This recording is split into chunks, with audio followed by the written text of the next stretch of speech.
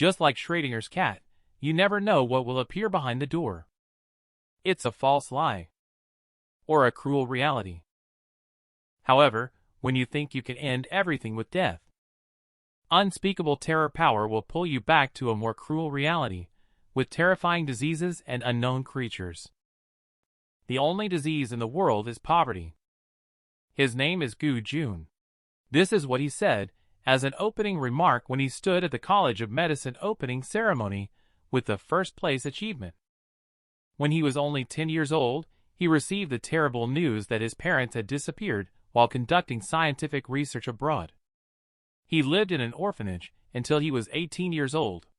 He received $5 million in compensation from his parents' company and successfully entered the University of Tokyo College of Medicine as he had wished. This large sum of money made him forget his dream of becoming a doctor, and he began a life of debauchery. Until half a year ago, he received the second piece of bad news in his life. He was diagnosed with an incurable malignant tumor in the brainstem. Even if he undergoes surgery, he can only live for 9 months. Gu Jun, who was in decline for 2 years, eventually accepted the fact that even with all his wealth, he couldn't cure himself. He then made 2 decisions. First, he anonymously donated most of his money to an orphanage, and second, he set sail for the volcanic belt in the Indian Ocean. That was the place where his parents worked and disappeared. In order to find out the truth about his parents' deaths, Gu Jun spent a large sum of money to book a deep-sea diving project. Just as he walked out the door, he encountered a waiter with a distressed expression. Turns out these few very distinctive people also want to participate in the deep-sea diving. But the submarine has been booked by Gu Jun, which put the captain in a difficult position. When a person is about to die, their words are generally sincere. Gu Jun saw that there were so many seats available, so he agreed to let them travel together. However, the expression on the strongman behind them, what exactly does it mean? The diving bell began to submerge, enveloped by the sea water turning from blue to black. Through their conversation, Gu Jun knew that they were here for an adventure. There is no signal underwater, so live broadcasting is not possible. Leroy simply unbuckled his seatbelt in order to capture clearer footage to edit later. The captain weakly warned him that there were underwater currents, and this action was very dangerous. Gu Jun, ignoring everything around him, silently looked out the window. Suddenly, he noticed a half-person-high pointed peak protruding from the seabed. It seemed to be carved with various texts and patterns on the surface. How could something so neatly shaped exist at a depth of 1,500 meters underwater? The more he looked, the more he felt mysterious. The object was emitting a red light, and suddenly, Peng spewed out magma everywhere. Gu Jun abruptly covered his head tightly, in pain as if it were about to explode. When he opened his eyes again, he was instantly covered in cold sweat. Countless indescribable scenes flooded into the depths of his mind. The strange, terrifying, and insane. He felt his eyes bleeding, a blood-red vision. He saw a huge figure rising from a sea of blood. And at this moment, the diving bell suddenly began to violently shake. Fortunately, everyone was securely fastened in their seats.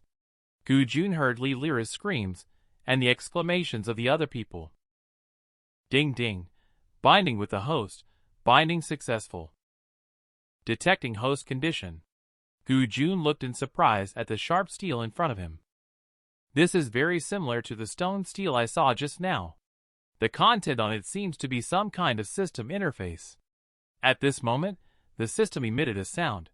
Fatal anomaly in brainstem. Host will die suddenly 60 days later. Gu Jun lowered his head in helplessness, realizing that his life was soon coming to an end. The system prompted to trigger the task list. The higher the task level, the greater the reward. It could be divided into 3 levels: normal, difficult, and abyss. Only one task could be selected to complete each time, and only one task could be owned for each level. Until the host completes the task or exceeds the deadline, the task list refreshes at midnight every day. The normal task is to successfully rescue 1 emergency patient today, and the reward is a box of targeted cancer drugs, extending life by 5 days. The difficult task is to dissect 3 normal human bodies within 3 days, and the reward is a Kaplan brand dissecting knife. The Abyss task is to dissect 1 ghoul within a week, and the reward is unknown. Gu-jun understands that as long as he continues to complete tasks, he may have a chance to survive. What gives him a headache is where to find a ghoul to dissect. Suddenly, the system prompts to receive a beginner's gift package, with only 1 chance. After a dazzling light, an octopus with eyes all over its body appears. He needs to touch this mechanism to obtain the reward. Gu-jun suppressed his nausea, and trembling hand touched it. The octopus's tentacles exploded like flowers, wrapping around Gu-jun's hand and bit down. In an instant, Gu-jun felt a burst of excruciating pain in his hands. Converge back together again. The intense pain made Gu-jun pass out, and when he woke up, he found that his hands had a comforting feeling of rebirth. Ding! The host obtained calm hand as a doctor. What kind of treatment or surgery is being performed? A pair of calm hands, like an old doctor's, can be very helpful. What Gu-jun cares about is why he triggered the system. Is this related to his parents' research? However, the system does not have a conversation function. It simply repeatedly prompts him whether he accepts the task. Gu-jun decided to seek the truth behind all this. He looked at the task list again, and couldn't help but complain when he saw the Abyss task. Where can he find ghoul for this task? It's like a splitting headache all over again. The pain woke Gu-jun up from consciousness for a moment. The violent jolt made Li-Lira's elbow heavily hit against the back of the chair. Another jolt sent Li-Lira flying backwards. Gu-jun instinctively reached out his hand. He could clearly feel the effect of the calm hand energy, and he quickly and accurately grabbed the target. Li-Lira was firmly held in the arms of Gu-jun. Lin Little Begonia widened her eyes to let everyone see the strange scene outside the window, where various types of sea fish were densely packed, fleeing in panic but with nowhere to escape. The muscular man Wudong, at this moment, said fearfully, "The news is true. I shouldn't have come here." The suddenly formed dark whirlpool caused confusion for the diving device, and the old captain secretly wiped the sweat off his brow. Finally avoiding the dark current, they began to ascend. Li-Lira, who was rescued by Gu-jun, was saying words of gratitude. The next second, however, he was weakly squatting on the ground. He covered his left hand, from which the blood was still flowing. And Gu-jun could basically confirm that the system was real. Calm hand is also real. Returning will take some time. Li-Lira's injuries are unknown and emergency aid is needed. Gu-jun asked some questions, and Li-Lira could answer all of them. His consciousness is relatively clear, and he does not have any other discomfort. The old captain, in a panic, said to wait until we reached the sea surface before letting the doctor come to diagnose and treat him. Gu-jun suddenly blurted out that he is a medical student from the University of Tokyo Clinical Medicine. He instructed the captain to bring the medicine box for emergency treatment first. Gu-jun proceeded to conduct a thorough physical examination on Li-Lira. He found that apart from his arms, his body was unharmed. Isn't this just a normal mission to rescue an emergency patient? Gu-jun opened the task list in his mind and chose to accept the mission. At this moment, the captain brought over the emergency medical kit. Li-Lira appeared dizzy, but Gu-jun told him not to sleep and to focus on saying some words.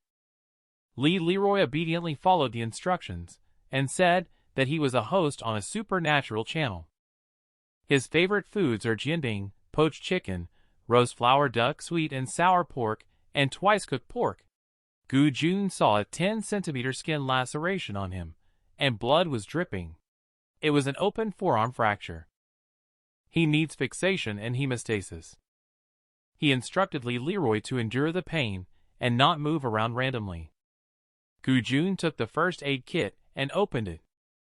He used a buckle-style tourniquet to apply pressure and stop the bleeding on the upper right arm. Then he wrapped a layer of sterile gauze around it, because the calm hand effect made Gu Jun's hand steady without any tremors. Then he divided the medicine box lid into 2 halves to serve as small splints. He fixed and bandaged Li Lira's wound. He performed all actions in one swift motion. The crowd was astonished by the fast speed. Li Leroy immediately looked around asking for his phone when he regained consciousness, because he seemed to have captured something on camera. Gu Jun found his phone with a broken screen under his feet. Li Leroy looked at the phone that couldn't turn on in disbelief. "I almost lost my life just for the sake of shooting." Gu Jun anxiously asked him what he saw. Li Leroy, however, said that he was thrown out before he could see anything. Not long after, the few people finally surfaced and then went their separate ways. Suddenly, a voice from the system rang in the mind. "Normal task completed. Calm hand proficiency increased." A box of targeted medicine appeared in Gu Jun's coat pocket. At night, Gu Jun lay on the bed, continuously studying the medicine box in his hand with strange characters and biological symbols on it. He searched the entire internet, but couldn't find any information about it. Does such creatures with mysterious powers really exist in the real world? A system that possesses mysterious powers, just like a demon holding what you desire the most to tempt you. Gu Jun is researching tumor-targeting drugs as rewards for tasks. The text above is printed with strange alien characters and patterns. Unknowingly, the task refreshed at midnight. The new normal task is to practice puncturing a rubber tube with a scalp needle to apply a tourniquet 1,000 times. The reward for completing the task is a box of tumor-targeting drugs that can extend life by 5 days. For now, let's not worry about the difficult and abyss tasks. He picked up the phone and called the ship's medical office, asking them to deliver these items. He repeatedly inserted the scalp needle at a 30 to 40 degree angle, securing it with a tourniquet. After 2 hours, he achieved 1,000 insertions. He had punctured a pile of tourniquets in the process. System prompt: normal task completed. Proficiency of calm hand increased by 500. Another box of reward medicine appears, just as he was about to pluck one out to eat directly. As a medical dog, he thought it was too risky to experiment on himself directly, so he took out his phone and called his classmate and roommate, Kai Zixuan, to ask for help. 3 days later, Gu Jun returned to the entrance of the University of Tokyo College of Medicine. Kai Zixuan finally saw Gu Jun, who had taken a 3-month break from school. And what Gu Jun had prepared for him made him very nervous. He hurriedly asked Gu Jun if she was thinking of committing suicide. Gu Jun then told old Kai that she knew a divine doctor who had given her a special medicine that needed to be tested. Old Kai pointed at the malignant brainstem tumor cells that Gu Jun requested and said that he had already helped cultivate them into a suspension. Old Kai said that he was able to obtain these cells so quickly from the school cell room because he is participating in the Vanguard Cup. Gu Jun heard that the topic of the Vanguard Cup is related to malignant tumors. He asked old Kai to take him to have a look. In the laboratory, this mouse implanted with a certain tumor has developed ascites, forming a frog-like abdomen. He needs to aspirate the ascites to extract tumor cells for culture. Suddenly, Gu Jun's head started to ache. Everything in front of him became hazy and flickering, the pain in his head becoming more intense. The scene in front of him became clearer, but where the hell am I? He saw some indescribable instruments. 2 lines of blood words were painted on the wall, along with mysterious characters similar to those on a medicine box. In a daze, Gu Jun seemed to be able to understand the meaning of the blood words. He murmured softly. A horror rose from the depths of his heart. The blood words on the wall began to flow slightly. Each blood word turned into densely packed tiny worms. The disgusting sight made Gu Jun couldn't help but retch. He saw a corpse on the ground that he couldn't identify as a creature began to crawl towards him. Suddenly, it let out a roar, opening a mouth full of sharp teeth, leaving Gu Jun shocked and pale. He could only instinctively resist with his hands. Suddenly, Gu Jun's consciousness was pulled back by the tense shouting. All the illusions disappeared in an instant. He remembered the laboratory just now. Could it all have been an illusion? Suddenly a voice came through. It's the utterly disappointed teacher Gu Jun. He issued an expulsion order for Gu Jun. He said loudly to his classmates that Gu Jun used to be very talented, but he ruined himself. Being a medical student doesn't require you to be very smart, but it's about how hardworking you are.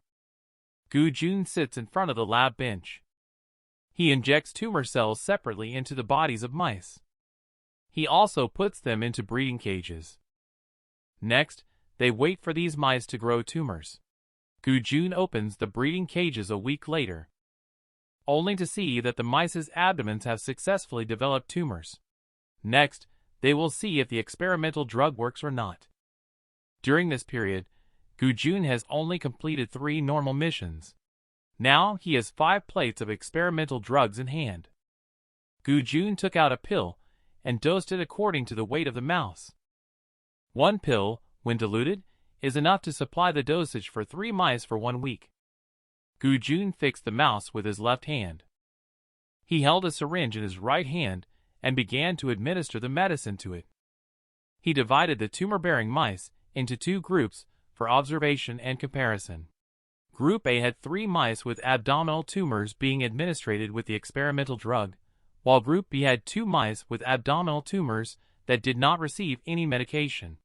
On the 7th day of the experiment, the mice in Group A showed no abnormalities, while the tumors in Group B were growing larger and starting to affect their mobility. He thus proved that the experimental drug was effective. He himself has to pick a suitable place to take the medication. So Gu Jun wrote a farewell letter. Then he arrived at the emergency department of a certain hospital. He took a deep breath and swallowed the pills. Gu Jun, who returned from the emergency room, is eating pig liver noodles made by his roommate Kai Zixuan. The taste of this pig liver made him suspect that the pig might have cirrhosis. Kai Zixuan said it was the leftover pig liver from the dissection class next door. He thought it was a waste to throw it away, so he took it back. This made Gu Jun instantly lose his appetite. Kai Zixuan also helped Gu Jun retrieve an overseas mail. This reminded Gu Jun of Li Leroy and the others. Upon opening it, it turned out to be Li Leroy's broken phone, which both surprised and disappointed him as it still wouldn't turn on, indicating it had not been repaired yet. Gu Jun decided that he could not let others see the contents in the phone and resolved to repair it himself. So he went to the hardware store and bought the necessary tools. He searched online for common problems and repair methods for the phone. Suddenly he had a sixth sense that someone was staring at him. Gu Jun quickly looked over. The man made eye contact with him and then turned around and walked away. Gu Jun frowned, wondering if it was just his own illusion. The repaired phone successfully started up. Gu Jun quickly clicked into the album and found the video of the diving accident. He put on headphones and watched it intently without missing a second. A few minutes later, the screen started shaking violently. Gu Jun knew that the diving accident had begun. The video continued to roll as the seawater quickly spun into a violent whirlpool. Gu Jun suddenly widened his eyes.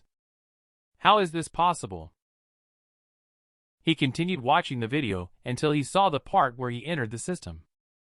In the video, it seems like his mouth was muttering something. Gu Jun increased the volume and listened carefully. From the abyss of time, so vast, dark fruits of terror grow at last. Worms of death begin to creep. In shadows deep where horrors sleep. With earth and sky, they'll stretch and rise. Endless, beneath the haunted skies. A harvest born from ancient doom. To curse the world with endless gloom. Gu Jun was so scared that he suddenly pulled off his earphones. This is the meaning of the alien characters on the wall in the laboratory illusion. Illusion, blood words, system, all of this is related. Gu Jun actually knows nothing about what his deceased parents did. The Lisheng technology company where they worked also closed down after Siebert disappeared.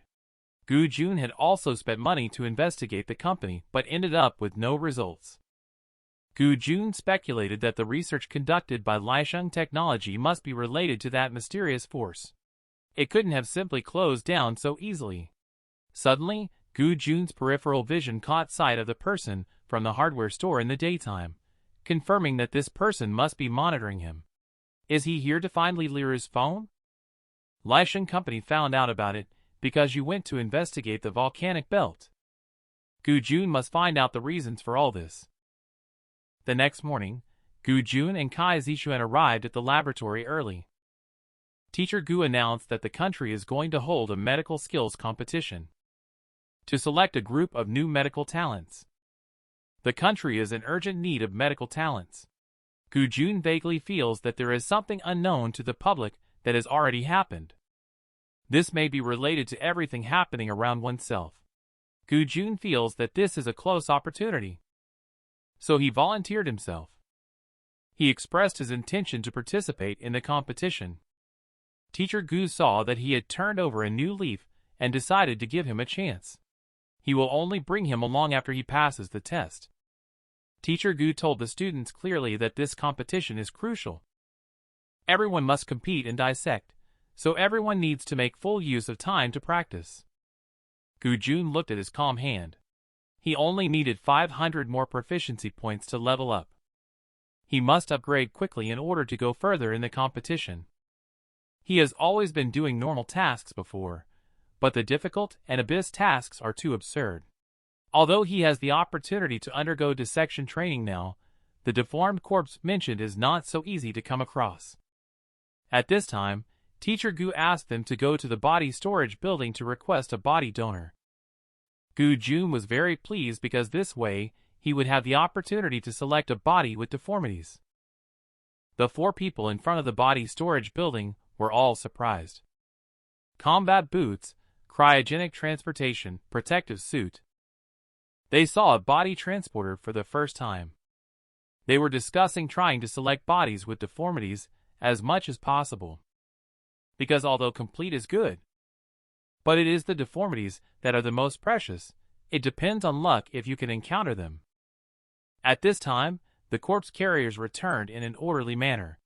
The disciplined formation made Gu Jun feel more and more like they were soldiers. Gu Jun was surprised to see the person walking at the end. Only the eyes above the mask were visible, looking at oneself with a cold gaze. He didn't have time to think too much. He needed to hurry to find the body donor. After several people submitted the application for the body claim form, 4 people arrived at the storage room. There are 50 storage slots inside, with the first row being the ones just delivered.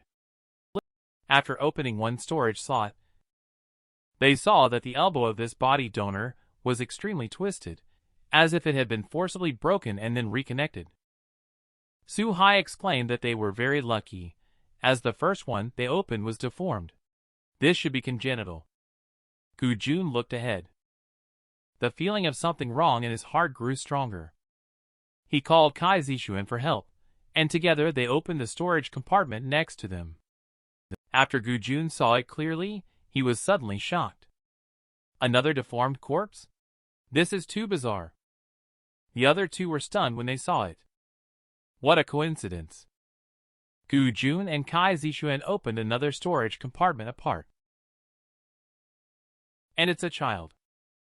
Su Hai was astonished and thought, could it be that all these people have been exposed to nuclear radiation?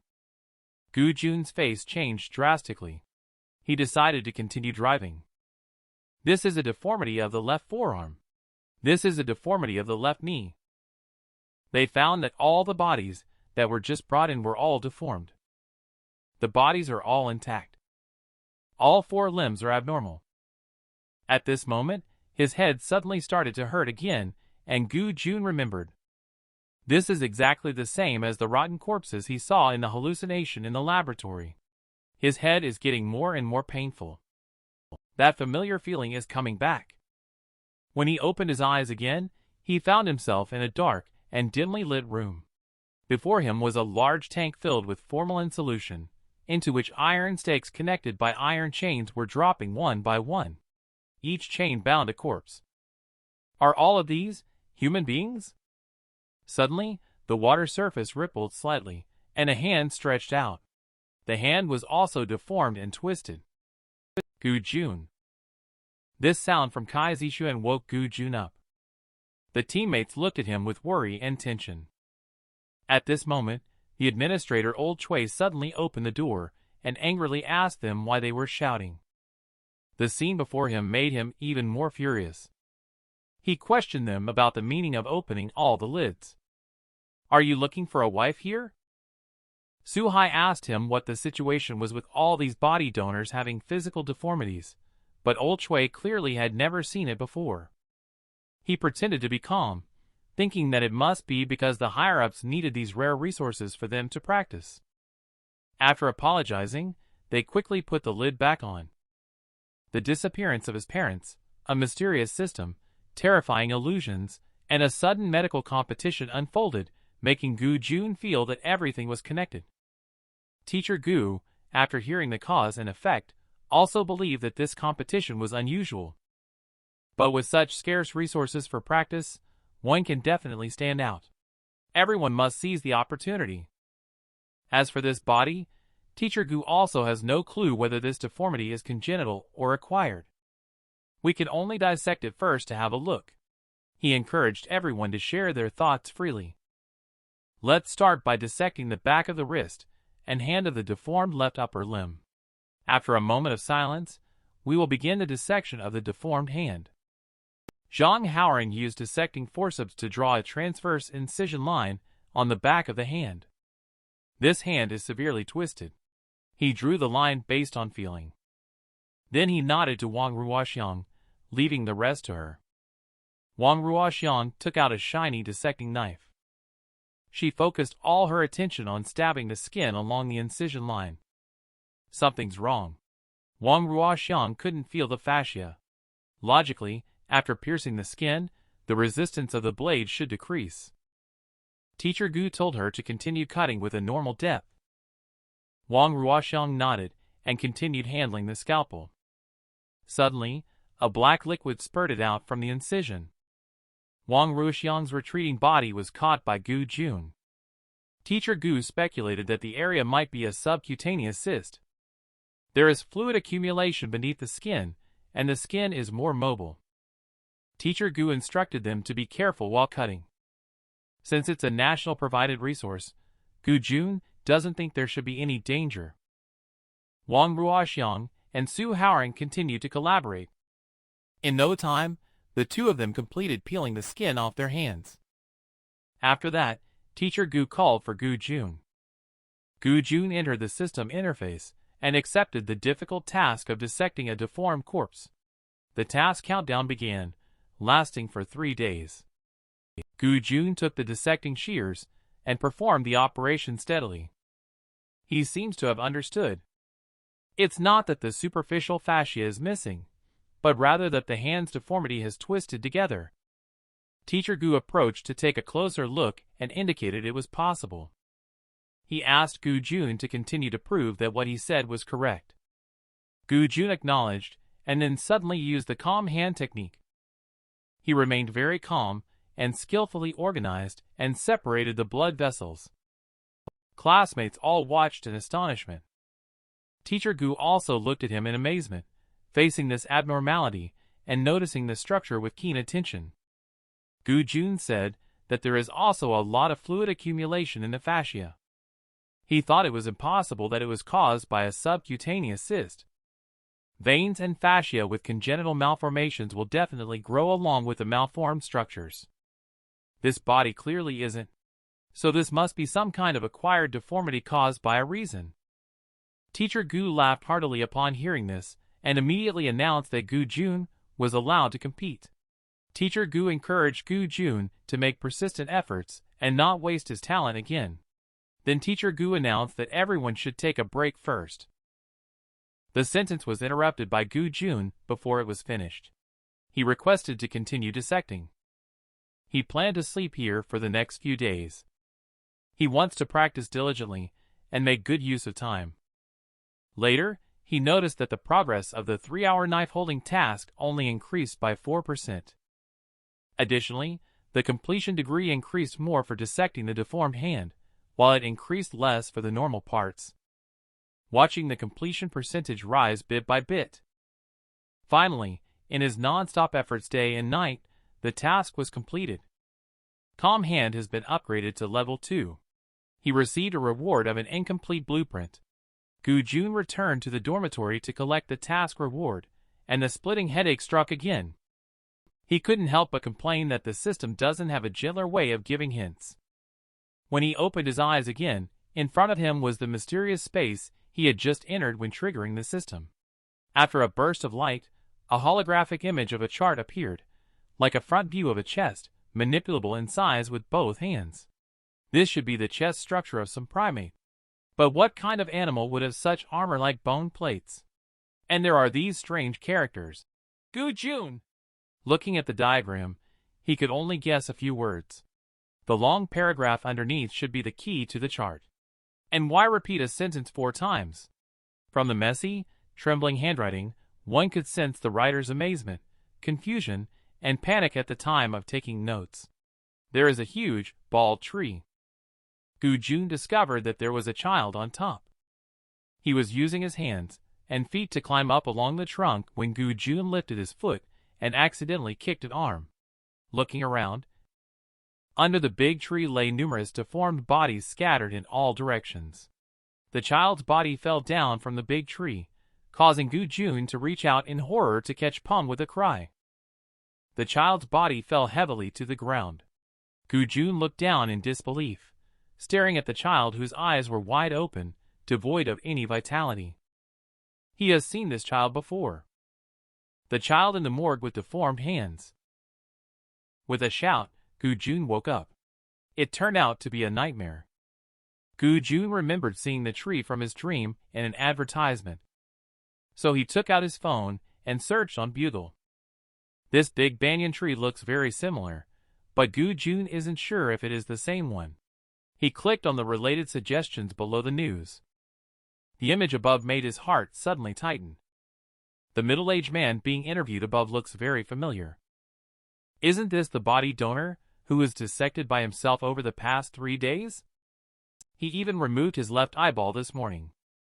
It turns out that this middle-aged man used to be the village party secretary of ancient Banyan village. Gu-jun speculated whether the origin of the limb deformity could be ancient Banyan village.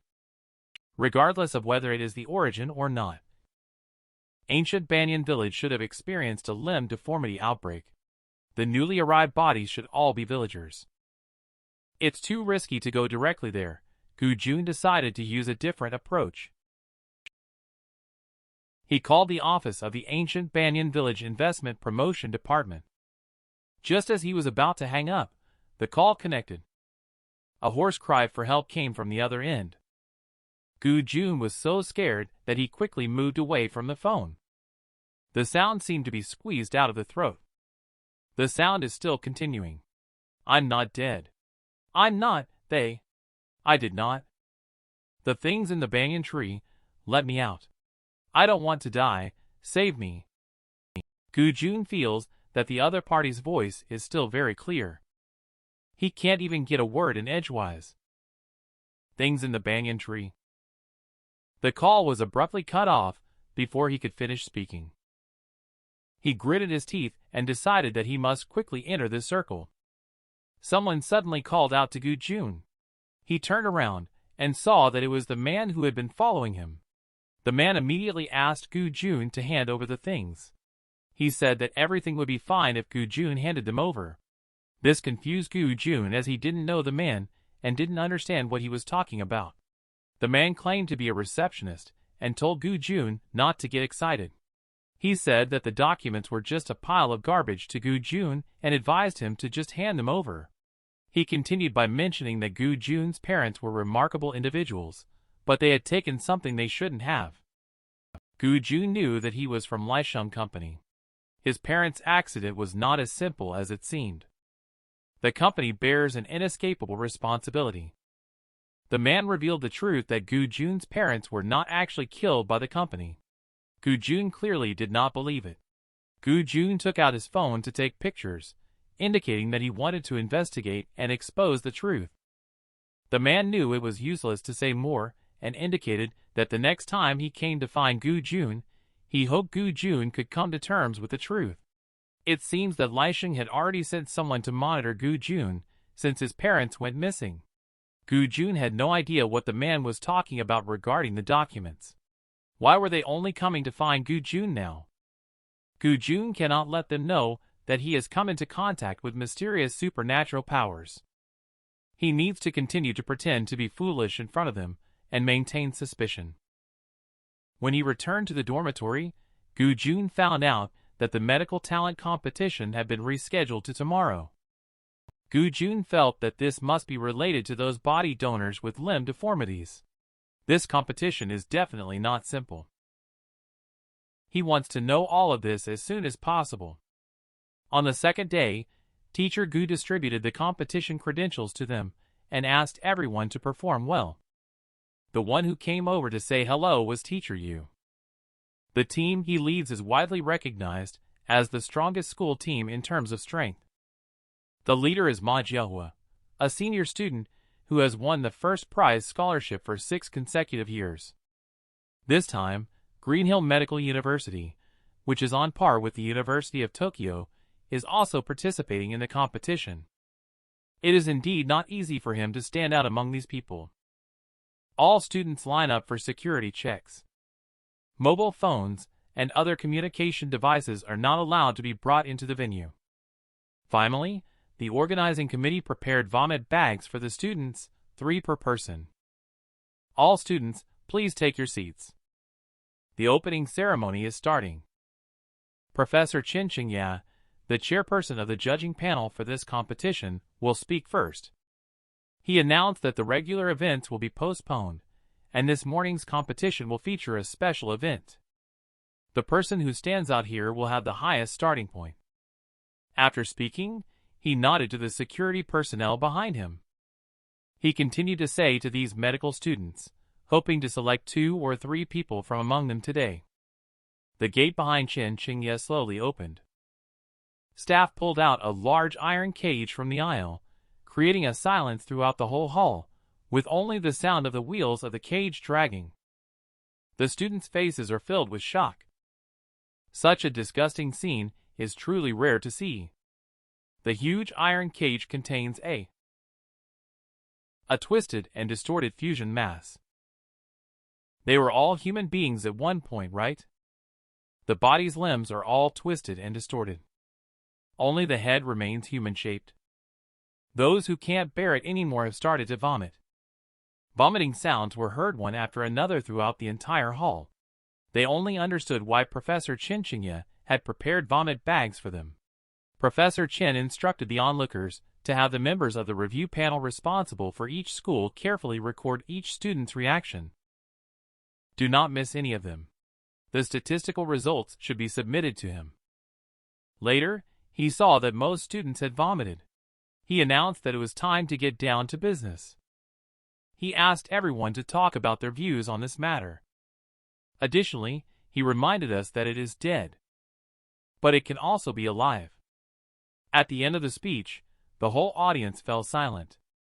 Just as Qin Qingya thought that no one had any thoughts, someone stood up. He is Sun Yuheng, the star player of Green Hill University. He believes that the mutated deaths were caused by the infection of some kind of virus. But how they twisted together and could still be alive, he just couldn't understand. Then Qin Qingya asked, "Do the students from the University of Tokyo have any thoughts?" Manhwa from the school team expressed apologies. "My thoughts are similar to the one from Green Hill University just now." Qin Qingya feels that the answers from these 2 students are not to his satisfaction. He is thinking about asking students from other schools. Suddenly, Gu Jun loudly introduces himself. He expressed that he has some ideas. He pointed to this pile of things and said it felt like a banyan tree. This made Qin Qingya's face change suddenly, and he hurriedly asked Gu Jun why he thought so. Gu Jun requested to approach the cage to take a closer look. he found that these human bodies were not randomly contorted. Although these things look messy, their limbs are all extending outward, like branches. Their bodies are tree trunks, veins, and nerves are air roots. However, their heads are just a fusion of a species proof. Gu Jun speculated that the way it grows is through continuous fusion. Not just humans, it can also fuse with any other creature. Dissection of bodies provided for student competition. The white paint on those body storage containers is quite special, if you observe carefully. This white paint is actually a mixture mainly made of white lime water. The whitewashing of trees with lime is to kill parasitic bacteria, fungi, and insects. And this substance also uses lime to prevent them from merging with other microorganisms to continue growing.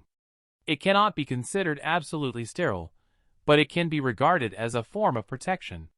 Chen Xingye further asked Gu Jun how he understands the phrase, "It is dead but can also be alive." Gu Jun said, "We need to go into the cage to have a look." Chen Xingye looked at him with surprise. He then asked the staff to bring gloves and masks. Once Gu Jun entered the cage, he found that the security had locked the door. Gu Jun observed carefully. After death, the cornea becomes opaque due to the loss of moisture. Just judging from the eyes, he is indeed dead, but what about them? Just as Gu Jun was about to reach out and touch it, his eyes suddenly widened.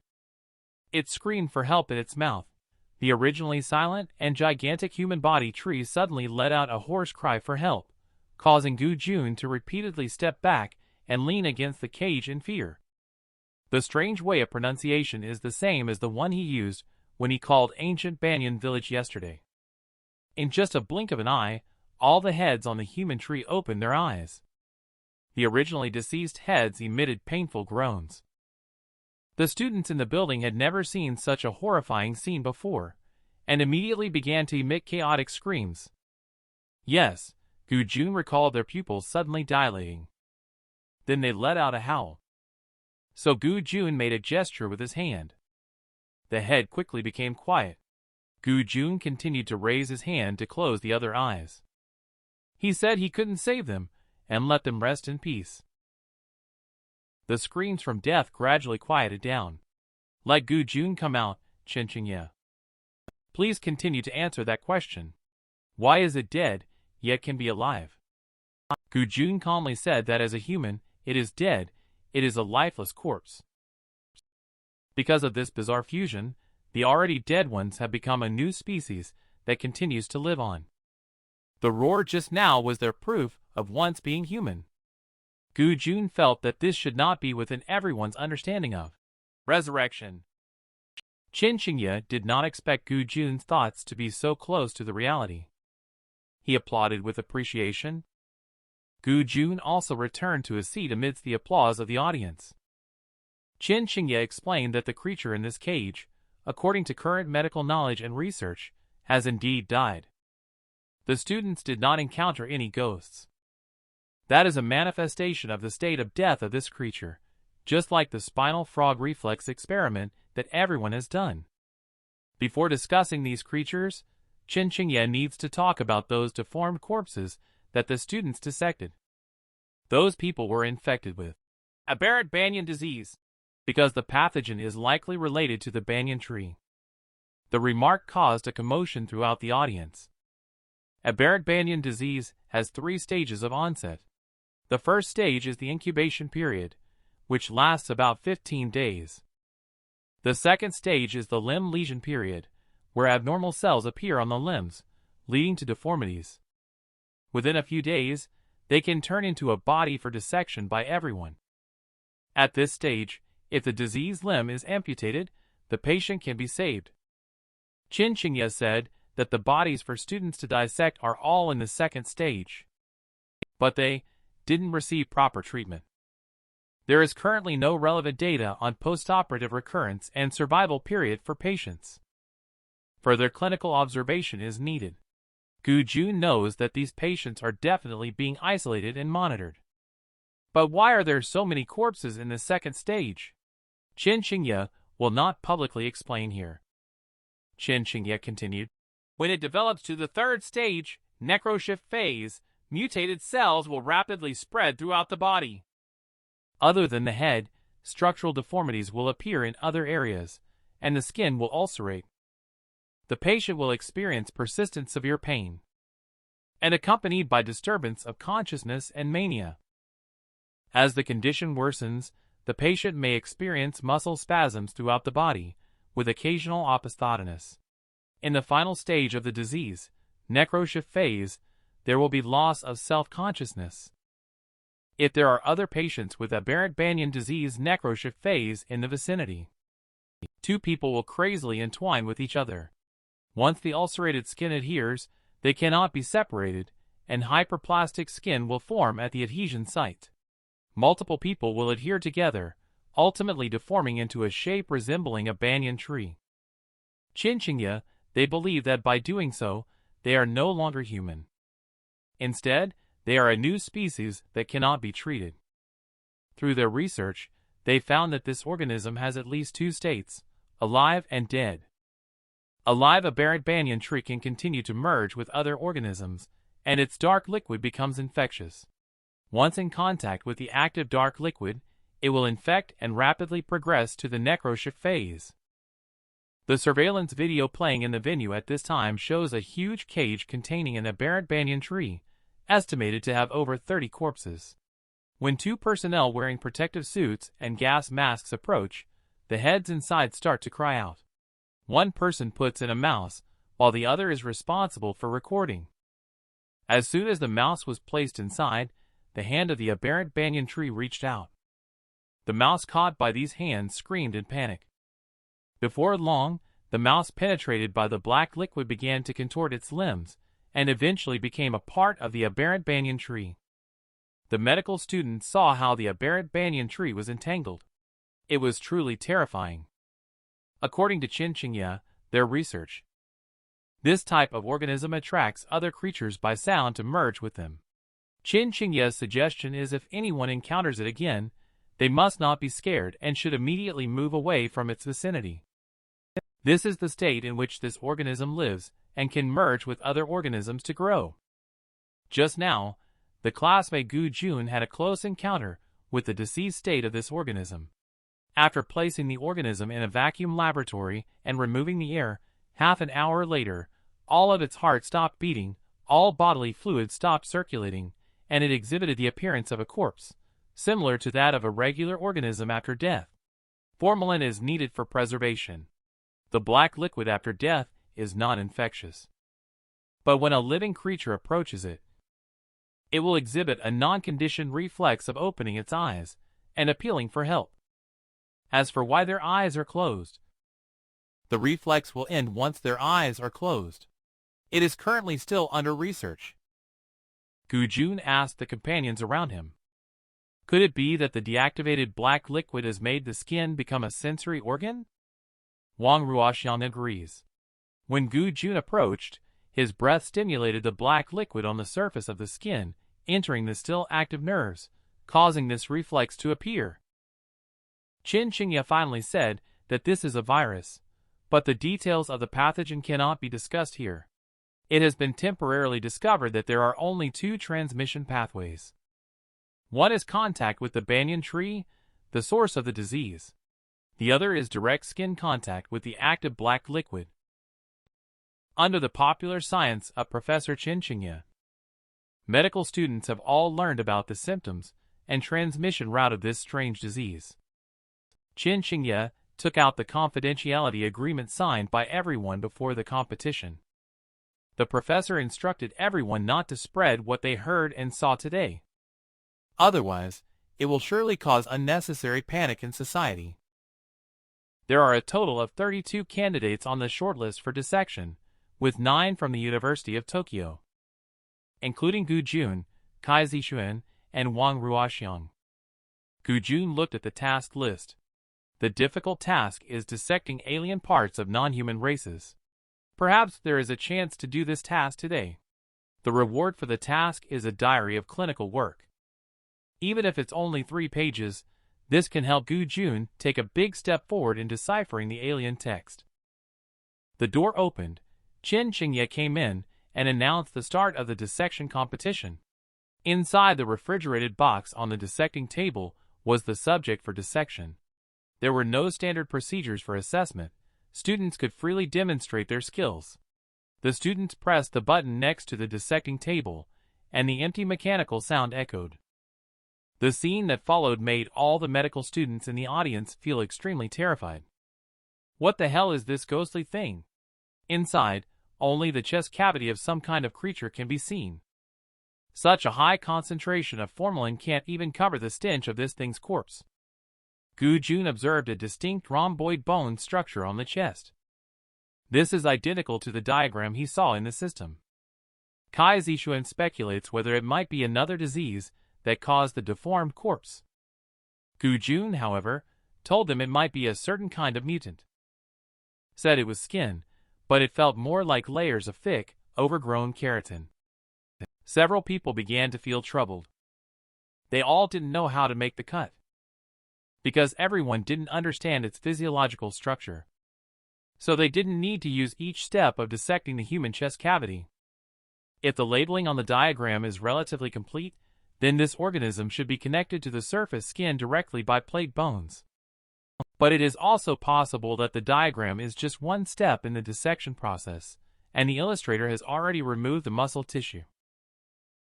Qin Xingye further added that the dissection time is only 2 hours.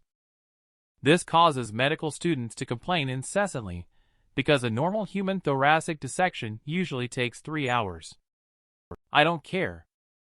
Some people have to start with a normal human thoracic dissection first, and then figure it out. Gu Jun opened the task and accepted the difficult task. He picked up the dissection tools. After cutting open, he found that the outer layer was entirely hard keratin without any tissue or organs. Wang Ruoxiang noticed that there were no superficial fascia or blood vessels, just a clump of dead skin. Gu Jun decided to directly cut away the protective membrane enveloping the bones on the outside until the bones were exposed. After his peeling, the bones were finally exposed. Gu Jun brought the rib clamps. He found that the bones were so hard that they couldn't be cut. Gu Jun decisively used an electric bone saw, with one person on each side. According to this progress, it is impossible to complete the task within 2 hours. He could only proceed with the dissection after conducting an assessment. After hard work, he finally managed to saw through all the ribs. Gu Jun exerted force to lift up the diamond-shaped sternum in the middle. Just as the bored bones were removed, a new situation arose.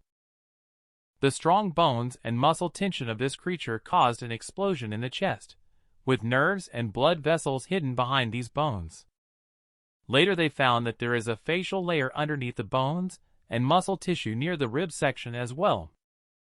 The bones and hard keratin are wrapped in the outermost layer to prevent fragile tissues and organs from damage, just like wearing a suit of armor. They were very surprised by what kind of creature could evolve to such an extent. Gu Jun speculated that perhaps it is a creature that exists for the purpose of killing. Gu Jun's reaction speed to unfamiliar things is highly appreciated by the professors. Qin Xingye thinks that Gu Jun can be sent to the Mobile Special Operations Team. Other medical students saw the surveillance video of Gu Jun. Everyone decided to emulate his method of open-heart surgery. As the dissection progressed, they found that this creature only had one lung and also had air sacs similar to those found in bird lungs. At this moment, Gu Jun was hit by another headache triggered by the illusion. When he opened his eyes again, Gu Jun found himself in another unfamiliar environment. Who is writing about him? Gu Jun shook his head, forcing himself to focus on the present and not on fantasies. He came to his senses and heard Wang Ruoxiang's voice. Birds' double respiration allows them to be much more efficient than humans. The air sacs are responsible for storing gas. Each inhalation and exhalation involves oxygen-containing air passing through the lungs. With the progress of dissection, Gu Jun experienced illusions again. On the tray lay a fresh, unusual heart. Gu Jun found himself back in the illusion he had just experienced. It turned out that the person in front of him was the one drawing the chart. He was writing those 4 repeated sentences. Gu-jun found that he seemed to be able to understand the sentence now. It is better than us. It is better than us. Wait for Gu-jun to refocus, and he found himself back to the anatomy competition. Teammates are discussing how the lung function and strong heart of this creature are much superior to that of humans. It's like a genetically modified biochemical soldier from a science fiction work. This remark startled Gu-jun. He quickly asked Qin Qingye about the intelligence of this creature. Qin Qingye said that he cannot reveal it here. The assessment time has 15 minutes left. Everyone, please make good use of your time. Qin Qingye will announce the list of finalists 30 minutes later. Gu-jun, Kai Zixuan, Wang Ruoxiang, and Ma Jiehua from the University of Tokyo. Sun Yuheng from Green Hill University, and Jiang Bengxia from Yangming Dongzhou Traditional Chinese Medicine. Qin Qingye asked the selected medical students to prepare themselves emotionally. Just as he was about to leave, he was stopped by Gu-jun. He requested to continue dissecting the atypical specimen. After getting the permission from Gu-jun, other shortlisted students also applied to continue the dissection. Gu-jun started the grinding liver mode when he finally peeled off the last layer of mucosa on the monster's chest wall. He heard the system prompt, calm hand, proficiency plus 1,000. Task reward waiting to be claimed. Gu-jun hurriedly found an excuse and left first. Although Gu-jun can enter this mysterious circle immediately, variables still exist. He can determine that his parents' work, disappearance, and everything now are inseparable. He can only adapt to changes randomly, pretending to know nothing, continuing to investigate after entering the circle. The second issue is his brainstem tumor. Although there are alternative medicines to control its deterioration, it cannot be hidden at all from physical examinations and radiographs. It's better to confess proactively. Before that, he first disposed of the crucial evidence. Gu-jun thanks them for their contributions to medicine. Then his thumb and index finger pressed on the head and neck, while the other hand grabbed the tail. He pulled hard, separating the spinal cord and brain from the neck. This is called cervical dislocation. Then he put them all into a medical waste bag and threw it away. The second piece of evidence is Li Lira's cell phone. There is a video of Gu-jun reading a foreign text inside, which must not be seen by others. He will deal with all this. Gu-jun entered the system. This mission reward is 3 pages of medical work diary. Compared to the handwriting in the incomplete chart, Gu-jun found that there were many more neatly written words. Is it because of multiple exposures to fantasy that he could recognize the words in unfamiliar characters? We, abyss, death, bone, neural, together in death. Different from the chart, this diary seems to have accepted despair, just quietly waiting for death. These scattered words are simply not enough. What kind of disease is being treated in the diary? Aberrant banyan disease. Or is it related to alien creatures? Gu-jun doesn't know who he really is. What does he want to tell himself? Gu-jun found that the triggers for these illusions seem to have something in common. The laboratory corresponds to the laboratory, the corpse storage building corresponds to the body storage pool, and the dissecting room corresponds to the dissecting room. The illusion space triggered by Gu-jun is functionally consistent with the space he was in at that time. The final illusion was triggered when dissecting the alien corpse today, and there were also alien corpses in the illusion. But after Gu-jun got the alien gene map, it seems that he needs to have some understanding or contact with the things inside the illusion. He can only trigger the illusion when he has some understanding or contact with it. Give up struggling and die together. Gu-jun decided to try verifying the method of triggering illusions. So he came to the morgue of the school's affiliated hospital. The security guard was busy playing with his phone and didn't see him. He raised his hand and pushed open the morgue door. His heart rate began to accelerate. This is the feeling. It seems that the method of triggering illusions is effective. Damn it. The deeper I go, the faster my heart rate feels, like I just finished an 800-meter run. This feeling is getting stronger. Under the crimson sky, a majestic church stands in an unknown city, with exquisite sculptures lining the aisle. Gu-jun carefully observes and realizes that the architectural style and eerie statues are nothing like anything from his known reality. The 3-page medical record should have brought him to a hospital or morgue-like place. Why would Gu-jun be approaching the church? He pushes open the towering gate. The scene inside shocked him. In the vast cathedral, there were millions of figures all kneeling and worshipping the idol of Gu-jun at the front. He accidentally kicked a person, but found out it was already a corpse. They were all dried-up corpses, not bodies freshly dead. This wasn't a mortuary, but indeed a resting place for the deceased.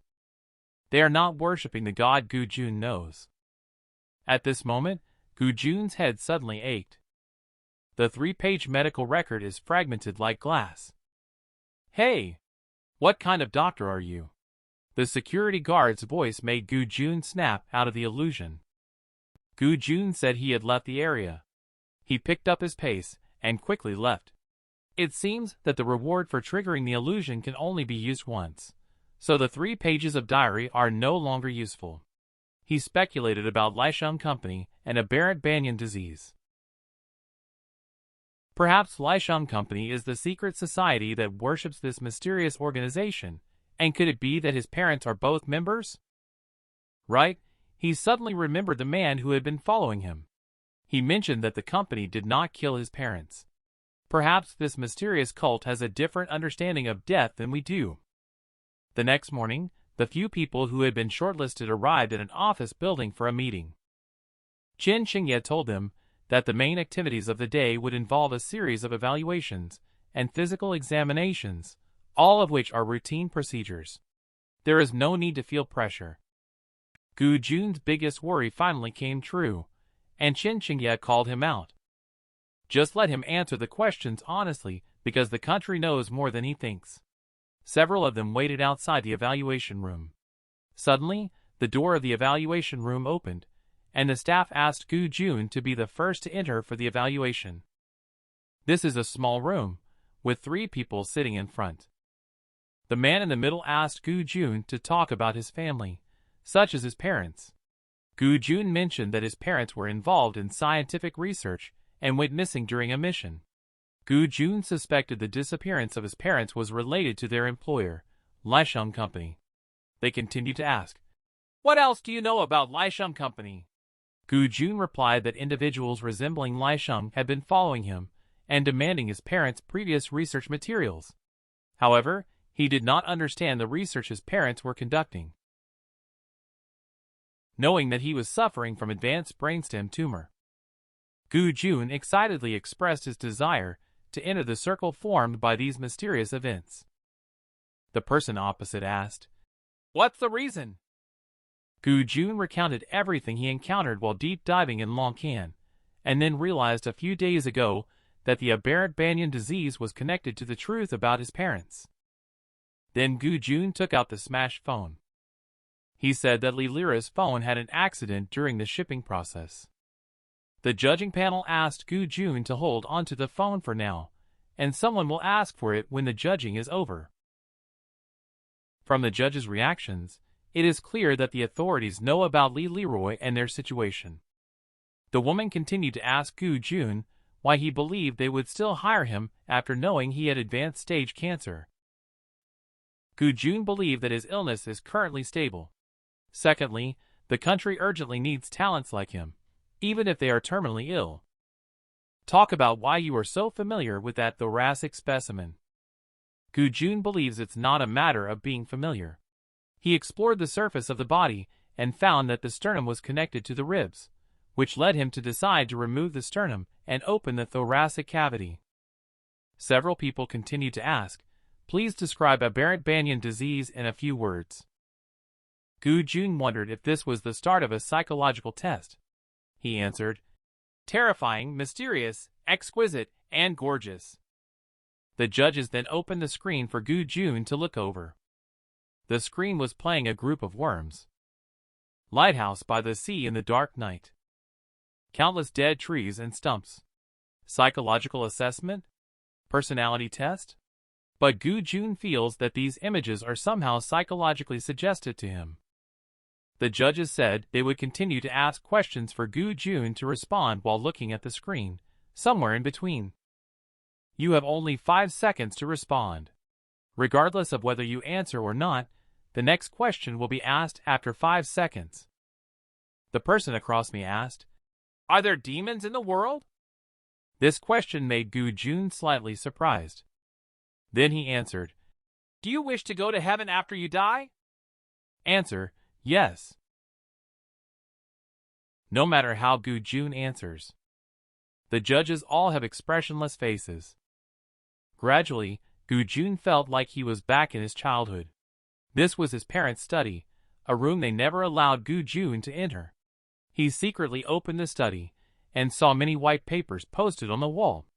Suddenly, his parents appeared behind him and told him to leave quickly. A call of, "Gu Jun, classmate," snapped him out of his thoughts. The judge asked him if he believed everything in the past was real. Answer, in between. Damn. Gu Jun feels that these images are disrupting his thoughts. The quiz is over. Please continue to look at the screen. The judge said a word, and Gu Jun must say a sentence with that word within 2 seconds. At the same time, keep drawing on the paper without stopping or hesitating. Gu Jun should accept this. He found out that they were hypnotizing to explore their own subconscious minds. The test begins. This is a great work. It is so great that it is beyond description. The lead of the pencil in my hand broke in one snap. Survival or death, that is a question. The judge asked Gu Jun to put down his pen and express pleasure that he had ended with a classic Shakespearean quote. Gu Jun looked at the drawing paper, feeling a sinking sensation in his heart. This is the alien text he read out loud when he was trapped underwater. From the abyss of time, so vast, dark fruits of terror grow at last. Worms of death begin to creep. In shadows deep where horrors sleep. With earth and sky, they'll stretch and rise. Endless, beneath the haunted skies. A harvest born from ancient doom. To curse the world with endless gloom. Jun, quickly come out. This is not where you should be. Gu Jun, through the slowly closing door, took a last look. Those white papers are all filled with alien text. Gu Jun realized that his memory seemed to be having some issues. How could his parents appear like this in his memory? The judge expressionlessly asked Gu Jun to hand over the drawing board to her. The judging panel saw the disorderly and unfamiliar writing. They were surprised and asked Gu Jun what the painting was about. Gu Jun said he didn't know. It seemed to be something from his parents' documents. His parents scolded him for entering the study before, so he only remembered those things. At this moment, Gu Jun couldn't help but doubt if the past was real. It felt like a fabricated story from the present, like memories emerging from the depths of his heart. But he saw the 3 judges whispering to each other. Then, they announced that the judging of Gu Jun was over, and he could leave. Gu Jun excitedly asked if they knew the meaning of the alien text, and if they could tell him. The judges still expressionlessly asked him to leave. Gu Jun knew from their reaction that they understood the meaning of the alien text. As soon as Gu Jun stepped out of the review room, Kai Zixuan came over and asked him how it went. The staff asked Gu Jun to follow them, as talking was not allowed there. They took Gu Jun to a separate room, turned on a recorder, and Gu Jun confessed to the details of the incident during the deep dive, and Li Lira's death, as well as how he obtained the phone. Half an hour later, the staff instructed him to go for a medical examination. They mentioned that if there were any further issues, they would continue to contact Gu Jun. Gu Jun asked the staff if they were okay. The staff indicated that they were not authorized to answer any questions. Gu Jun speculated that Li Leroy and the other 2 are probably being controlled by these people. Until 5:30 in the afternoon, everyone had completed all the tests. Kai Zixuan couldn't help but complain that there were over 100 questions just for the review. Isn't the review too strict? Wang Ruoxiang is surprised at how they have around 200 questions themselves. Are they surprised that everyone is different? It seems that Gu Jun appeared at the door and said he has over 300 questions. Later, Gu Jun asked them if they had undergone a mental health examination, and several people all said they had not.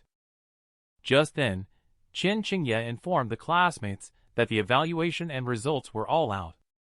Congratulations to everyone for passing. They will now officially become interns at the medical department of the Bureau of Heavenly Secrets, Dongzhou Branch Bureau. Is this name taken from? The Heavenly Secrets cannot be disclosed. From Heavenly Secrets? Chen Qingye informed them that starting tomorrow, they will be at the headquarters of Dongzhou Branch Bureau. Except a 1-month closed-door training. He also asked them to go back and tell their families, because they cannot use communication networks during the training period. He also reminded everyone not to leak any information. But Chen Qingye asked Gu Jun to stay. The review department believes that Gu Jun's brainstem tumor is stable and can continue working. Gu Jun will need to undergo a brain scan every month from now on. It seems that the Bureau of Heavenly Secrets also has no way to treat his illness. Chen Qingye expressed understanding that Gu Jun joined the Bureau of Heavenly Secrets to figure out the matter between his parents and Lisheng Company. But this information is not something Gu Jun, at his employee level, can access, so in the future, do not inquire about it or mention it to others casually. Gu Jun nodded. This was within his expectations. Chen Qingye is analyzing the situations of several new students with other judges. Ma Jiehua and Yang Ming have slightly mediocre qualifications. They don't have any outstanding talent and are only suitable for normal positions.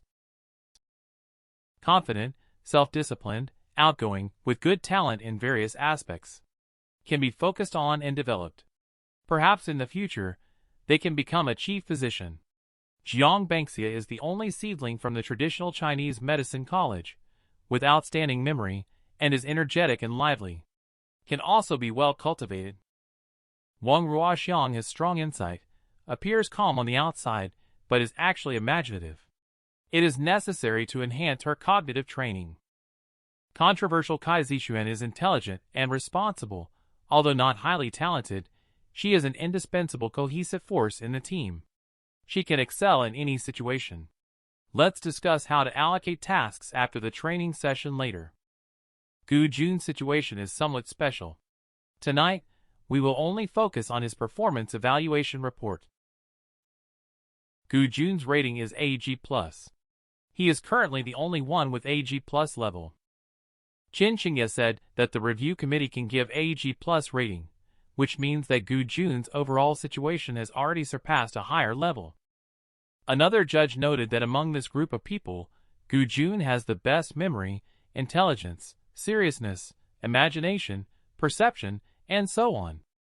According to the personality root test results determined by the judges, Gu Jun's intuitive sensitivity also reached the level of A+.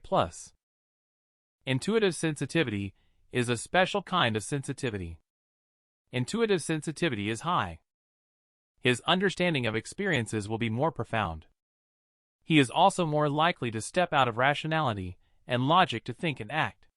Working at the Bureau of Heavenly Secrets is not a good thing.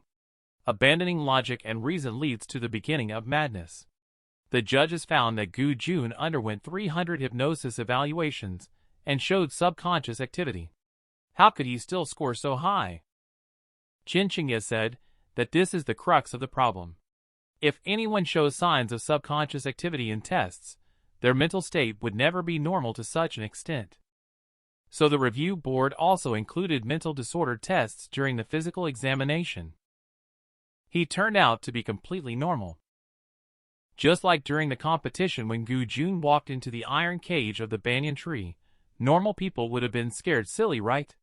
Another judge speculated that Gu Jun might have already known and seen it before.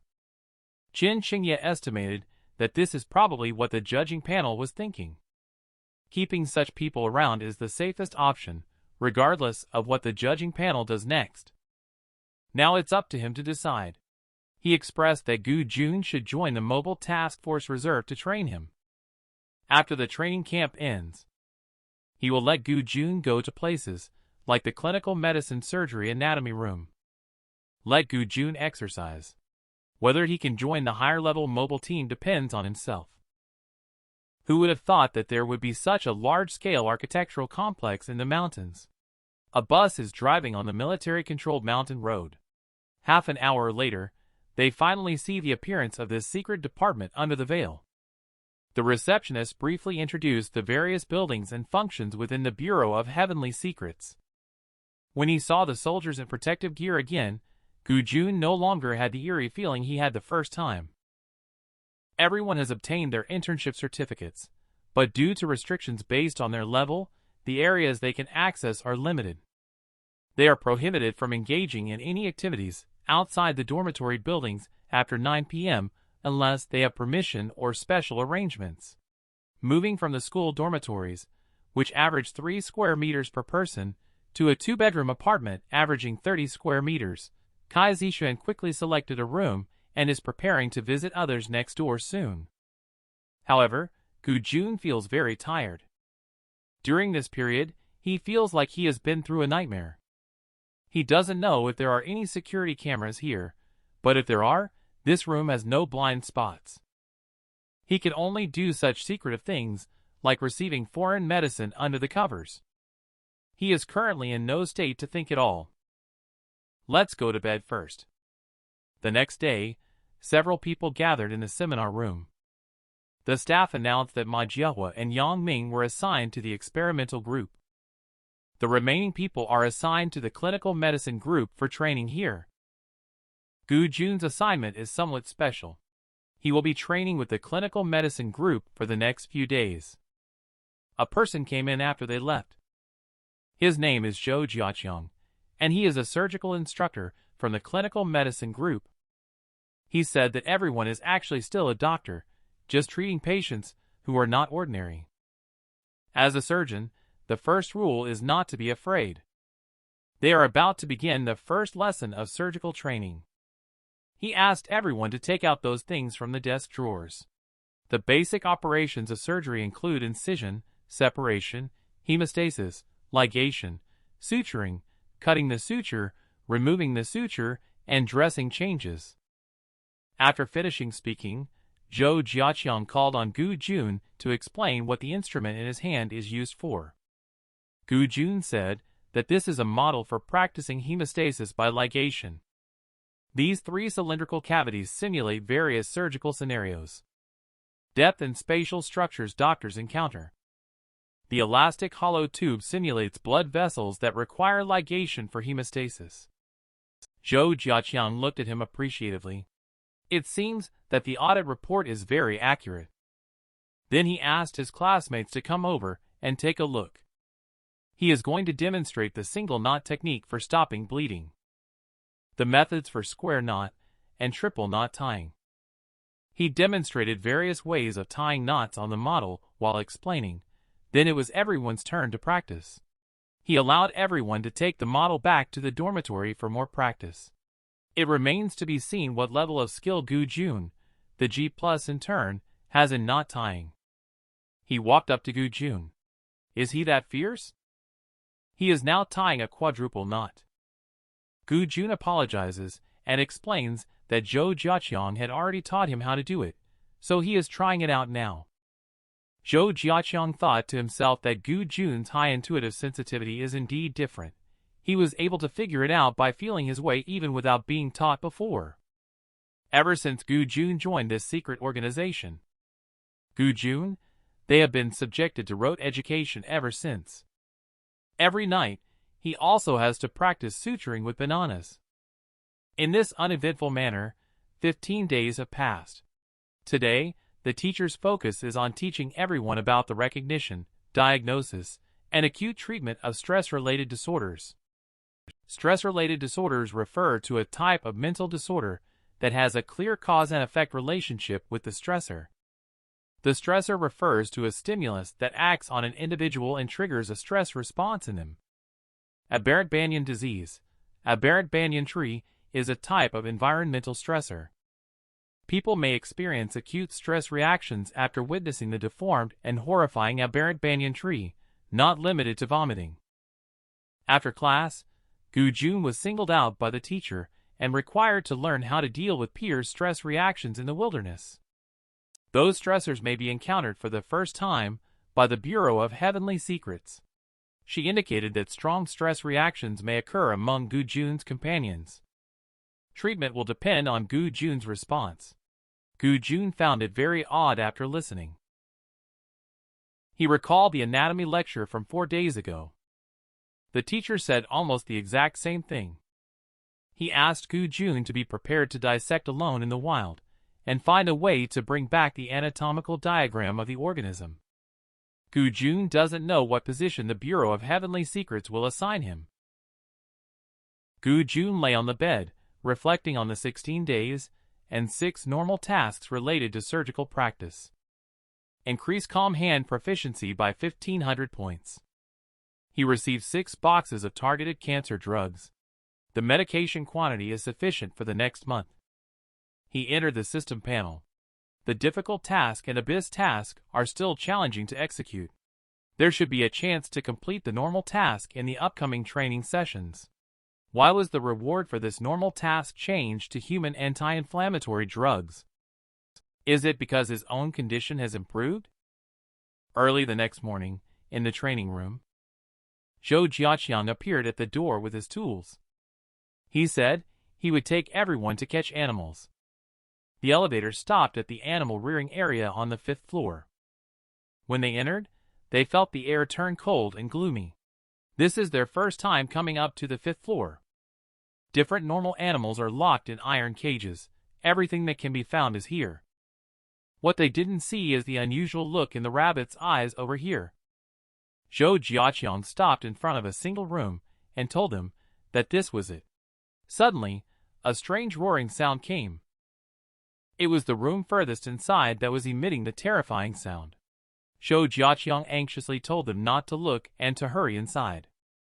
Upon entering this room, the thing in front of their eyes made them exclaim in astonishment.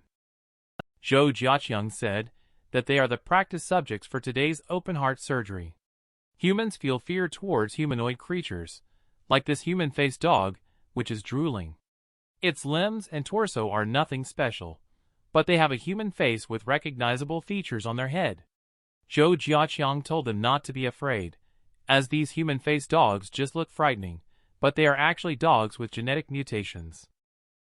Sun Yuheng asked when and how these dogs appeared. Zhou Jiaqiang said that they first appeared decades ago, even older than him. As for how they appeared, it's unclear. Zhou Jiaqiang said they don't have enough authority to disclose it, but the Bureau of Heavenly Secrets did not suddenly establish due to the aberrant banyan disease. Then Zhou Jiaqiang arranged for Gu-jun to be in charge of catching the dogs. Wang Ruoxiang is a black belt in karate. She wanted to replace Gu-jun, but she was rejected by Zhou Jiaqiang. Gu-jun speculated that this must be a test arranged for him. Zhou Jiaqiang opened the door. Gu-jun quickly approached, used a tool to clamp its head, and pressed it to the ground. Zhou Jiaqiang confessed that Gu-jun had to catch another one. 3% sodium pentobarbital injected into the abdominal cavity for general anesthesia. Anesthesia effect lasts for 4 hours. Additional dosage can be given midway to extend the duration. Then Zhou Jiaqiang arranged for Gu-jun to be the lead surgeon, with Kai Zixuan and Wang Ruoxiang assisting. The other team consists of Sun Yuheng and Jiang Bangxia, with Sun Yuheng as the lead surgeon. The first operation is a challenging open-heart surgery.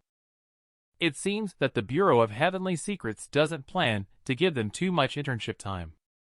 Gu-jun entered the system and accepted a normal mission to complete a surgical operation. Everyone changed into surgical gowns and prepared for the surgery. Using the median sternotomy approach, although it is more difficult, it allows for better visibility of more organs. And another group decided to use the lateral thoracotomy approach. However, they had to reposition the dog and secure it in a lateral recumbent position. And Zhou Jiaqiang is thinking that team leader Qiu and their team should have arrived by now. 1 day ago. Team leader Chiu requested that several interns perform open-heart surgery. This made Zhou Jiaqiang frown. Not only did it disrupt his teaching plan, but it was also too early. Team leader Chiu looked at Sun Yuheng and Wang Ruoxiang's grades. He thinks they are qualified to be surgical third-level assistants. Gu Jun is qualified to be a second-level assistant. Team leader Chiu said that's it, he will take people to see it. This is not difficult for capable individuals. But the current situation does not allow them to hesitate anymore. Gu Jun's side has already been disinfected. The door of the operating room was suddenly opened, and team leader Chiu and a few others came in to observe the surgery, even though it was an animal surgery. This was Gu Jun's first time participating as the lead surgeon, and team leader Chiu's team paid special attention to observing Gu Jun's abilities. Loose connective tissue, sternum cut completed, ventilator. Team leader Chiu and others who were observing the lead surgeon have already started to show off their skills. Beside the operating table, the chest cavity has been opened. Gu Jun is about to perform a pericardial inspection. At this time, the electrocardiograph suddenly sounded an alarm. Wang Ruoxiang reported that the animal's heart had stopped abruptly. Gu Jun acted decisively and instructed Kai Zixuan to intravenously inject 3 to 4 milliliters of adrenaline based on body weight. Kai Zixuan immediately prepared the solution and injected it into the dog's leg. With one shot, the heart rate of the human-faced dog immediately recovered. Gu Jun decided to continue the unfinished pericardial exam. His composure and calmness made the observing lead surgeon doubt that it was Gu Jun's first time leading a surgery. Team leader Chiu notified the completion of the pericardial exam and signaled the start of closure. Gu Jun calmly proceeded with the incision closure, leaving the superficial sutures and ligations to the second assistant, Wang Ruoxiang. After getting off the operating table, the group of people gathered in the lounge. Suddenly, the system prompt sounds. Calm hand proficiency increased. Task reward: a box of human antibiotics. Please wait for collection. Suddenly, Zhou Jiaqiang broke in and announced an urgent matter. Gu Jun, Wang Ruoxiang, and Sun Yuheng, please get ready and report to the surgical building immediately. From now on, their training camp is suspended. Gu Jun's current position is a second-tier assistant physician. Wang Ruoxiang and Sun Yuheng's position is a third-tier assistant physician.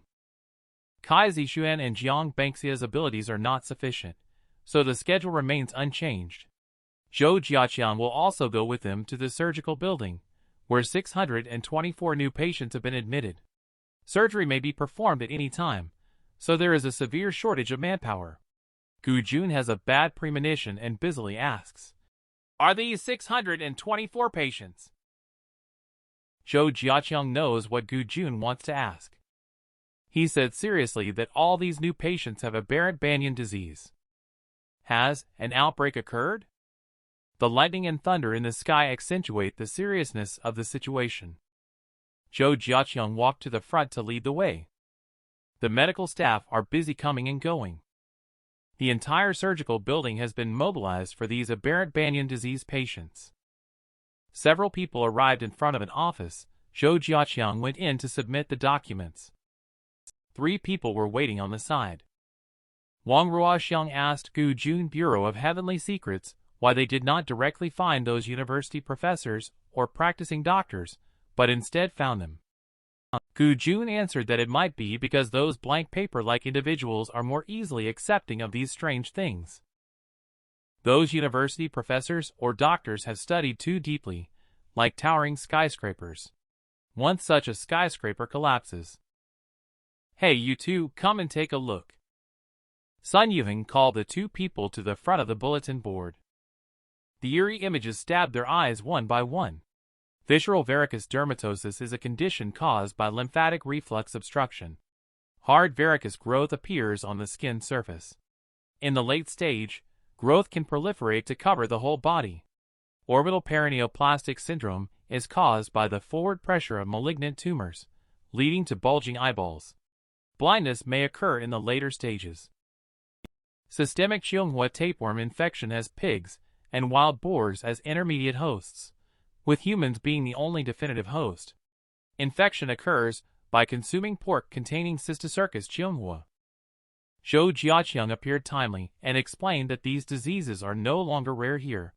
The medical department has a wealth of treatment experience, and the mortality rate has been reduced. After Zhou Jiaqiang finished speaking, he took them to the orthopedics department. As soon as the door was opened, the patient's painful screams could be heard. Looking around, both sides of the corridor were crowded with patients. Zhou Jiaqiang asked them to be careful and not to touch the patients. There is a strong bad smell in the air. Each patient has a deformed limb of a different shape. Suddenly, a patient with a deformed lower limb pointed at someone among them and madly shouted, "It's you? The thing in the banyan tree!" The nurse appeared and urged them to leave quickly, explaining that the patient was transitioning to the third stage and was already experiencing delirium. The patient, however, expressed that they were not crazy, fearfully repeating, "It's you! The thing's in the banyan tree. Spare me. I beg of you. I don't want to die." The nurse quickly pushed the patient away and reported the patient's condition using an earpiece. Gu Jun remembered the phone call to ancient banyan village before, and the other party also mentioned these words. Does the thing in the banyan tree refer to himself? Suddenly, another patient went out of control and shouted the same words at them. Another nurse quickly rushed over to report the situation through the earpiece. This made Zhou Jiaqiang feel very strange. By rights, these patients have just entered the second stage and shouldn't progress so quickly. Gu Jun hurriedly asked Zhou Jiaqiang if all these patients would address others by saying, "It's you," like this. Zhou Jiaqiang said that he also encountered this situation for the first time. A sudden headache made Gu Jun realize that this was the prelude to triggering an illusion. Wang Ruoxiang saw Gu Jun's face turn pale. She hurriedly asked him what was wrong. Gu Jun found that his headache suddenly disappeared. Several people continued to move forward. At a corner, Zhou Jiaqiang asked Gu Jun to go to the third department and follow Dr. Zhu Raven's team. The rest of the people will go with him.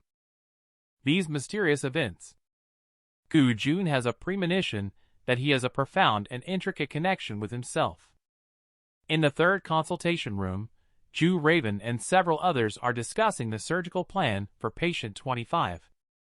They inform Gu Jun that the surgery will begin in 2 hours. After some discussion, Zhu Raven settled on the surgical approach.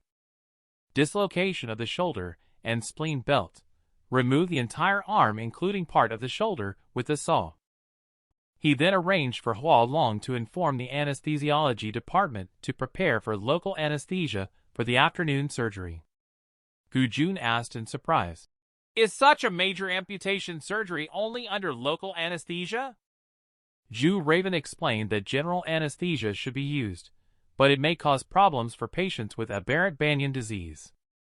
During the surgical process, they may experience acute heart failure, and more than 80% of patients under general anesthesia may experience a complete loss of consciousness even if they wake up. In the operating room, a patient lies on the operating table in the lateral decubitus position. The doctors are all in position, ready to begin the surgery. The patient opens their eyes and looks at them, as if seeing something. Suddenly, he screamed in terror, saying, "Your eyes are exactly the same as his. You are something from the banyan tree. Please spare me and my child Gu Jun." Then, Gu Jun's head suddenly began to hurt severely. It's an illusion. Underneath a massive ancient banyan tree, there were shadows of people kneeling and worshipping in unison. They were all dressed in long robes that resembled those from the Republican era, with eerie embroidery on their backs. Suddenly, Gu Jun heard the sound of someone struggling and screaming, coming from behind the banyan tree. Gu Jun quickly went around and saw a person tied up on a wooden frame. A person in red clothes raised a large cleaver and swiftly chopped off the wooden piece along with the right arm. The agonizing screams grew even more intense. The person in red remained expressionless and aimed at the man's right leg. The man was terrified and had wet himself. With a swift motion, the cleaver fell. Gu Jun spoke up to stop it, but to no avail.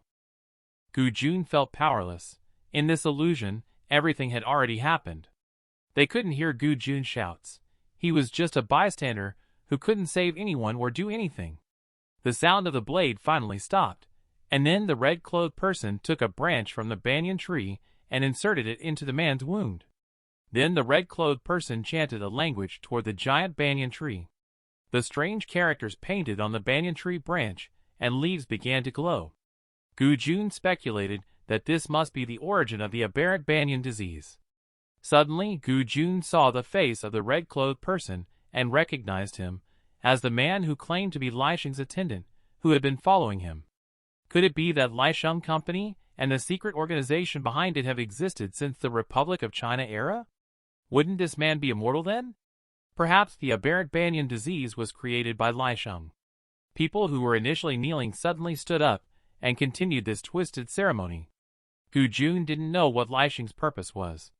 When he came to his senses, he found Zhu Raven calling him. The touring nurse had already fitted patients with eye masks. The patient's emotions are gradually stabilizing. They need to act quickly now. The patients could enter the third stage at any time. Facing the peculiar stench of the dark fluid from the aberrant banyan disease, Zhu Raven made the first incision. When it came to suturing and stopping the bleeding, he let Gu Jun take over. After observing for a while, Zhu Raven discovered that Gu Jun was using the ligature method. He didn't expect Gu Jun to choose the most time-consuming but secure method right from the start. Soon, the suturing was completed. The speed impressed Zhu Raven. Gu Jun knew exactly what he should do now, whether or not he was part of the banyan tree. At least he was clear about saving more lives of aberrant banyan disease patients. Now start sawing through the clavicle. Patient number 25 is writhing and screaming in pain. This reminds Gu Jun of the scene in the hallucination. Later, Zhu Raven asked Gu Jun to help press down the deformed limb, while the two of them severed the nerves and veins. With a snap, all the tissues were detached from the body. A male nurse handed a medical bag to Gu Jun and asked him to put the deformed limb inside. Do you need to keep this deformed limb for research or dissection? The surgery is complete. Calm hand skill plus 2000. System prompt. Gu Jun successfully completed a 2-star surgery, unlocked the surgery career list, and received hidden task rewards. Gu Jun went to the bathroom. He entered the system interface. The surgery career system can record the surgeries Gu Jun has performed and assess them. Human face dog thoracotomy and scapula dislocation surgery. The system combines his memory to determine his ranking, which is relatively fair. In the recent surgery, Zhu Raven, as the lead surgeon, ranks 45%, the first assistant ranks 30%, Gu Jun 7%, the third assistant 3%, anesthesiologist and nurses together account for 15%. However, the scapula dislocation surgery only received 2 stars. What about the 3-star and 4-star ratings? Are they for craniotomy transplantation? Gu Jun discovered that there is a surgery playback function here. When he opened it, he could indeed see very clear images. With this playback function, Gu Jun can continue to study after the surgery and make progress faster. Then he opened the newly activated hidden mission list, which requires personal contributions to reach 150% by completing 2-star surgeries within 3 days. The mission reward is a blurry old photo. With 72 hours and 3 days, he can perform at least 18 amputations. Gu Jun decided to take this photo. In the following time, Gu Jun activated the grinding mode again. Chen Xingye thinks the intern's reports look very impressive. In particular, this kid Gu Jun will soon be able to join the mobile task force. The man in glasses was impressed with Gu Jun's performance, but was concerned about him accelerating the progression of 3 patients' conditions. Chen Xingye mentioned that he heard the clinical medicine psychology team has already expressed their opinions. They believe that Gu Jun is the stressor who accelerated the progression of the patient's conditions. Jin Qingye told him not to worry, as he hasn't reported this matter to the review department yet. Let's observe a bit more. This matter must be kept confidential. Meanwhile, in the operating room, the doctor announced at 3:30 p.m. that the patient Gu Jun had passed away. He pushed the doctors away. He approached and frantically performed chest compressions on the patient himself. He urged the patient to wake up quickly, as they are only 15 years old. In the end, however, all efforts were in vain. Everything was heading in a positive direction. Gu Jun faced the results of a life-threatening surgery for the first time. But he knew that there were still many lives waiting for him to save. He had to learn how to manage his emotions. Anger and sorrow are his best motivation at the moment. On the evening of the third day, several doctors were so tired that they fell asleep while sitting. A notification sound, ding, woke up Gu Jun. Task completed. There is a task reward. An old photo is waiting to be claimed.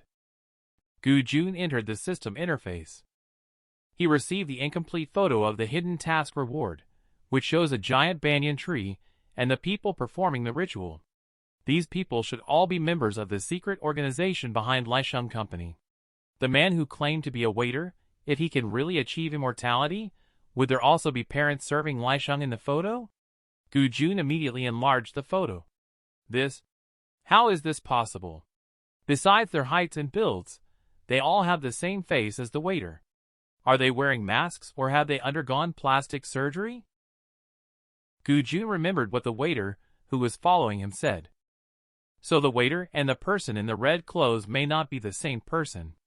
What do these perverts want to do? Suddenly a headache struck. The Afterlife Society. This term suddenly came out from Gu Jun's mouth. Gu Jun, who came back to his senses, suddenly entered an illusion. It's another banyan tree. Gu Jun felt like he had seen this banyan tree before. He felt like he had forgotten many important things. Suddenly, the banyan tree seems to be whispering softly. Gu Jun found that he could understand. I am the son of misfortune. Do you know? You are filth, foolishness, and lowliness. Gu Jun suddenly woke up from a nightmare, panting heavily. The Afterlife Society. Is this the name of the secret organization behind Lisheng Company? But how could he know? It feels the same as when he took the psychological test from the reviewing department. Gu Jun is convinced that his memory is flawed. 15 days later, since the last outbreak of aberrant banyan disease, there have been hardly any new patients admitted. Zhou Jiaqiang mentioned that the organization has decided to convert all interns to full-time employees. However, Zhou Jiaqiang cautioned them not to be too happy just yet, as everyone still needs to undergo the mental health evaluation arranged by the review department today. His brain tumor condition remains stable, but the mental evaluation. 2 hours later, Kai Zixuan came out and said that it felt like having a spiritual spa. He now feels very emotionally clear. The results of the others also passed. Now it's Gu Jun's turn. What is meant to happen will happen. Later, Gu Jun arrived at the judging room. Gu Jun was stunned after opening the door. The back of this judge. She looks like my mom in memory. Judge Sister Liang instructed Gu Jun to lie down. She then connected the device. Sister Liang said there is no monitoring here. She told Gu Jun to relax and chat casually. Gu Jun knows that this is a common technique used as a psychological suggestion before hypnosis. They first chatted about a few light topics. Afterwards, Sister Liang put Gu Jun through some situational shocks to test his physical performance. You are walking in the inner corridor of the hospital operating room and see an operating table ahead. You walk slowly over and see a corpse lying on the operating table. The corpse is someone you participated in treating, but a patient who died due to a failed surgery. It's that 15-year-old boy. Just saw the boy suddenly open his eyes. He, who had lost his blood color, suddenly twisted his body and stood up. Gu Jun uttered a painful murmur. The judge asked Gu Jun to stop imagining. After taking a deep breath, they can leave the situation and return to their own body. But she was rejected by Gu Jun. He had something to say to the boy. The boy had already clung tightly to Gu Jun. Gu Jun hugged him and apologized to the boy. The doctors have tried their best. I hope the boy can rest in peace. The boy closed his eyes peacefully. This is just a scenario for hypnosis. The judge said some comforting words. The suggestive command made Gu Jun's facial muscles gradually relax. Record the results truthfully, showing the satisfaction of the judges. When she saw the last judging report, she couldn't help but be surprised. It is inferred that there are abnormal memories in the subconscious of the subject, and whether its high intuitive sensitivity is related to this is currently unclear. The reviewer began the next step of evaluating Mingxuo. She asked Gu Jun to talk about his mother. When Gu Jun started talking about his mother, his breathing became rapid again. In a room scattered with papers, Gu Jun's mother asked him to spell apple and bone from his childhood memories. Gu Jun spelled them out one by one. Then his mother asked him, "How do you spell death?" Gu Jun, who had leaned forward, finally saw clearly. Little Gu Jun was writing out the words his mother had mentioned, translated into English. The corresponding, different text. Why doesn't Gu Jun remember these things at all? His mother seems to have discovered something now, and then she turned around with a peculiar smile. And she made a hushing gesture to Gu Jun. Gu Jun was extremely shocked. Could it be that his memories have all been tampered with? In fact, his mother has always been using him to research alien texts. Gu Jun suddenly opened his eyes wide, still in a state of shock and confusion. The judge's solemn expression, as he told Gu Jun that his test results were not bad, and advised him not to overthink it. 3 hours later, the judge showed Chen Qingye the surveillance footage. She said Gu Jun's calibration data is fine, but the abnormal memory, she must report it. This is her responsibility, as a member of the auditing department. Chen Qingye did not speak, just nodded. The judge thanked her for her understanding, and then left. Chen Qingye couldn't help but ask if Gu Jun would be restrained. She said she needed to see the decision from above. After all, Gu Jun's involvement is more than they imagined, he just doesn't remember it temporarily. The results will be out early tomorrow morning. She asked Chen Qingye to wait patiently. Gu Jun returned to his residence and punched the wall repeatedly. He discovered that his mother obviously didn't understand the foreign language, but she knew of its existence and used her own way to write it out. But he didn't understand how he had learned the foreign language himself. He remembered the receptionist asking for the documents, which may have been the foreign language he had written himself.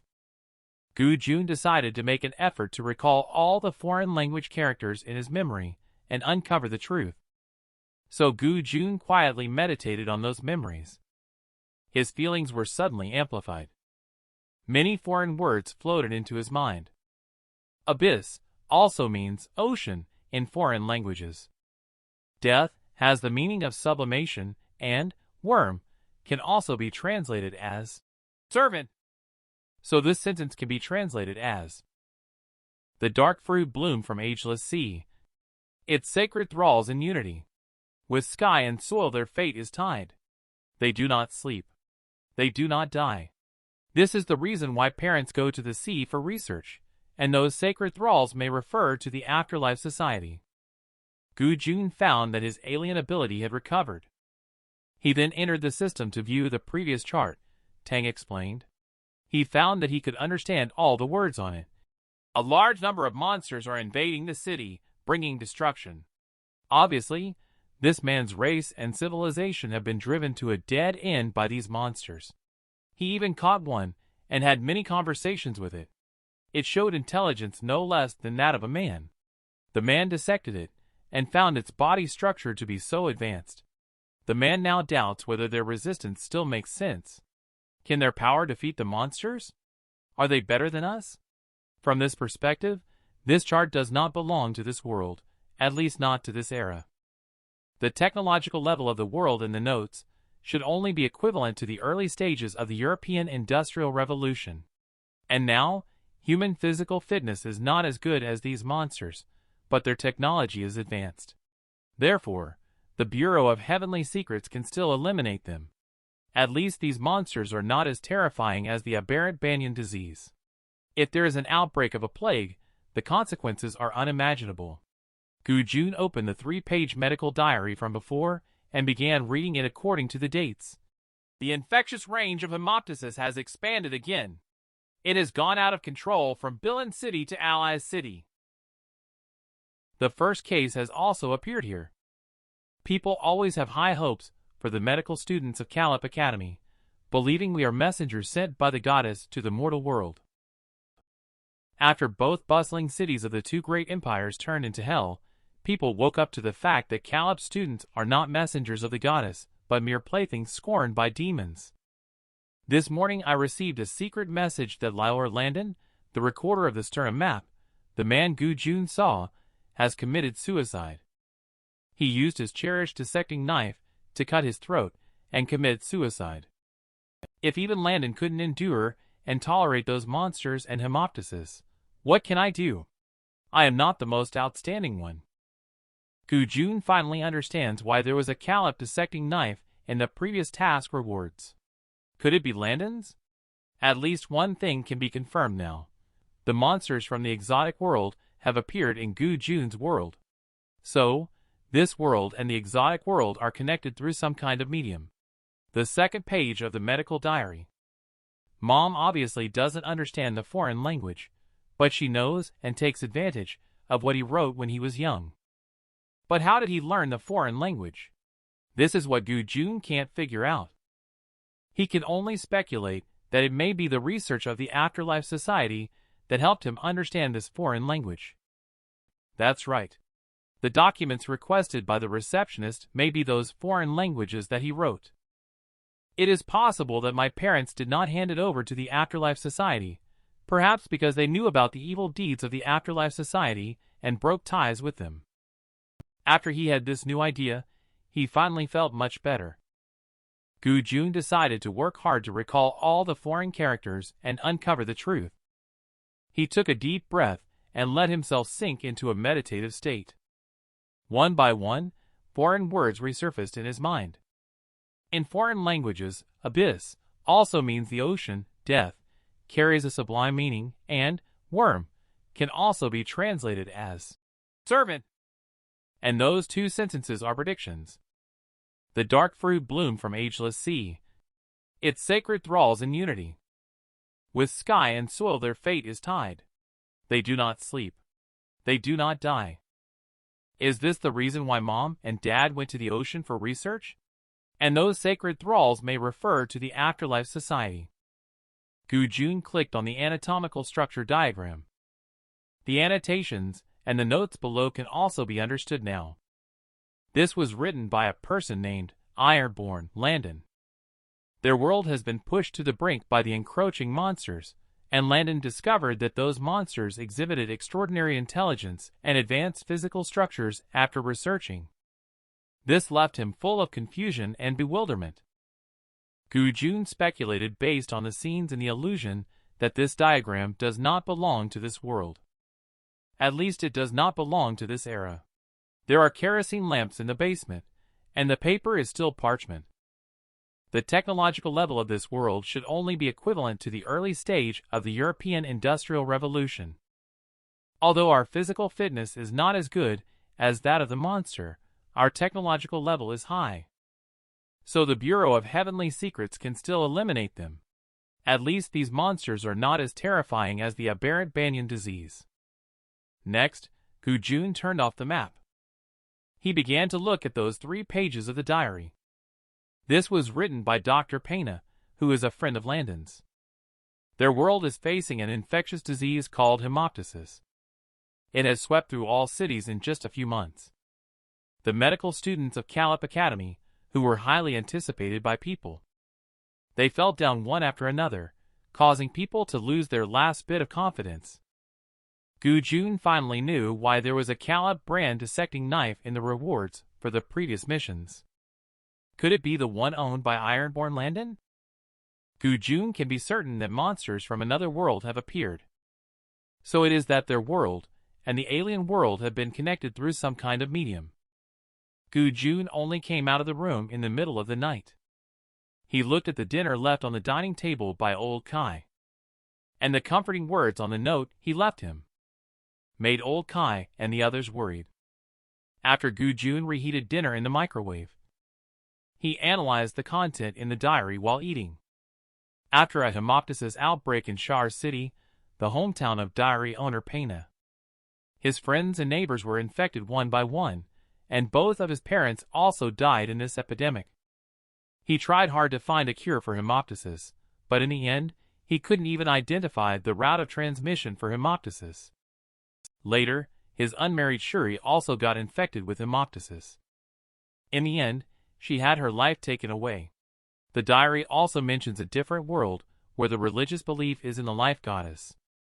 With the deaths of Pena's family, friends, and lover, it completely shattered his faith in the life goddess. At the end of the diary, Pena decided to end his own life and die with his loved ones. The illusion triggered by the diary, in the previous 3 pages, the eerie church. Perhaps Pena and his loved ones are there. At that time, Gu-jun did not see clearly the statues of skeletons kneeling in worship, but it can be certain that the eerie entity is definitely not the life goddess that Pena mentioned. Pena, may you and your loved ones rest in peace. The alien world could possibly be an ancient civilization of Earth, or maybe from another planet, or even from a different dimensional civilization. One thing that can be certain is, the Afterlife Society has been trying to make contact with alien civilizations, and Gu-jun may be the medium for contacting these alien civilizations. The unique ability from childhood is now connected to a mysterious system. Or he is the afterlife of someone from an alien world. But what puzzled him the most was that the technology in the alien world was not advanced. But they were able to invent a drug that inhibits tumors. Gu-jun speculated that it might be magic, like Calm Hand. Could it be that my parents, who are engaged in medical research, are cooperating with the Afterlife Society in order to decipher this miraculous medical technology? Gu-jun knew that he had to trigger the illusion in the photo as soon as possible to uncover more truth. Gu-jun sighed, wondering just how much the Bureau of Heavenly Secrets knew. Perhaps tomorrow morning, he would be controlled due to his abnormal memories. Early the next day, Gu-jun and a few others sat in the study room, waiting for the evaluation results. The others looked at Gu-jun, his face full of worries. For a moment, the study room was unusually quiet. At this moment, Brother Jiaqiang burst in energetically. He walked to the front of the podium and said seriously, "Everyone, please pay attention. Yesterday's psychological assessment results are right here in my hand." Brother Jiaqiang paused. Everyone passed. Congratulations to all of you for officially becoming members of the Bureau of Heavenly Secrets at Grade G. Old Kai complained. Brother Jiaqiang, you nearly scared me to death with that move. Gu-jun was stunned. I passed? He quickly took the psychological test score sheet. Old Kai scored the highest with 99 points, while he only received 75 points. Brother Jiaqiang continued to say, Gu-jun, scoring just above the passing line of 70 points in your psychological assessment does not mean your other grades are bad. You will continue to stay in the clinical medicine group until there is a new arrangement from higher authorities. Gu-jun nodded, guessing the thoughts of the Bureau of Heavenly Secrets leadership. Brother Jiaqiang sent everyone the employment contract and asked everyone to sign it as soon as possible. He then introduced several important departments of the Bureau of Heavenly Secrets to everyone, with no distinction in status among the departments. The medical department is one of them, responsible for treating and saving people. Everyone has been in contact with the review department. In addition, another important department is the investigation department. Gu-jun remembered asking about the man in sunglasses, who encountered danger underwater. He should be from the investigation department. The investigation department has many different investigative units, such as the External Investigation Unit, Internal Investigation Unit, Anomalous Power Investigation Unit, and so on. Old Kai asked Brother Jiaqiang, what does this anomalous power refer to? Specifically, things like the origins of aberrant banyan disease. Supernatural events that cannot be explained by current science are attributed to anomalous forces. Just as I told you before, the Bureau of Heavenly Secrets was not established because of the aberrant banyan disease. Gu Jun immediately thought of it. Those terrifying images on the disease bulletin board. Brother Jiaqiang clapped in the study room. In the future, you will come into contact with more things. Don't overthink it now. The next two departments are rather unique. One is the Arbitration Department, responsible for all arbitrations related to the Bureau of Heavenly Secrets. The department responsible for enforcing the rulings is called the Department of Correction. I hope you never have to encounter correctional officers. Never need to go to prison, it's really not a good place. There are also two other important departments. The Research and Development Department provides technical support, and all kinds of technological products in the Bureau are developed by them. Operations Department is a military department that provides heavy firepower support in an all-round manner on land, sea, and air. Gu Jun listened to Brother Jiaqiang's introduction, and it seems that these departments all have the potential to quickly bring him into contact with the truth. Brother Jiaqiang raised the employee handbook, so the remaining logistics departments will not be introduced one by one. Just go back and check the employee handbook. Lastly, I want to introduce the most powerful department, Bureau of Heavenly Secrets, without a doubt. Brother Jiaqiang paused. Bureau of Heavenly Secrets Mobile Task Force. This is a special operations department team composed of elites drawn from various departments. The types, sizes, and missions of these units vary. For example, combat teams and investigative teams. The same as Mobile Task Force responsible for carrying out the most frontline, dangerous, and important tasks. Each team has its own independence, but also provides support to all departments at any time. Gu Jun is on board with that. As long as he can join the Mobile Task Force, he will be able to access those confidential files as soon as possible. Brother Jiaqiang suddenly looked concerned and mentioned that the Mobile Task Force has high requirements. But they are also in great need of personnel because they face the most dangers. There are long-standing troops, as well as temporary troops, and some troops, although not disbanded, can no longer continue their missions because all members have died in action. At this point, everyone fell silent. Brother Jiaqiang knew that everyone was affected and awkwardly said, "Don't lose heart, everyone. NTF's meals are not easy to eat to begin with. You all should focus on what you have to do first." Brother Jiaqiang Gu Jun stood up. Is the special arrangement mentioned above referring to the Mobile Task Force? Brother Jiaqiang was taken aback. This is not something that I should have told you. That's right, Gu Jun, your internship program follows the MTF reserve mode. Gu Jun hurriedly asked, "If I am being converted to a regular employee now, does that mean I can?" "Stop," Brother Jiaqiang intervened, saying, "Don't ask me any more. I don't have enough authority, and I really don't know. Just rest assured and wait for the arrangements from above." Gu Jun feels a little lost, speculating that it may be due to the impact of his abnormal memory.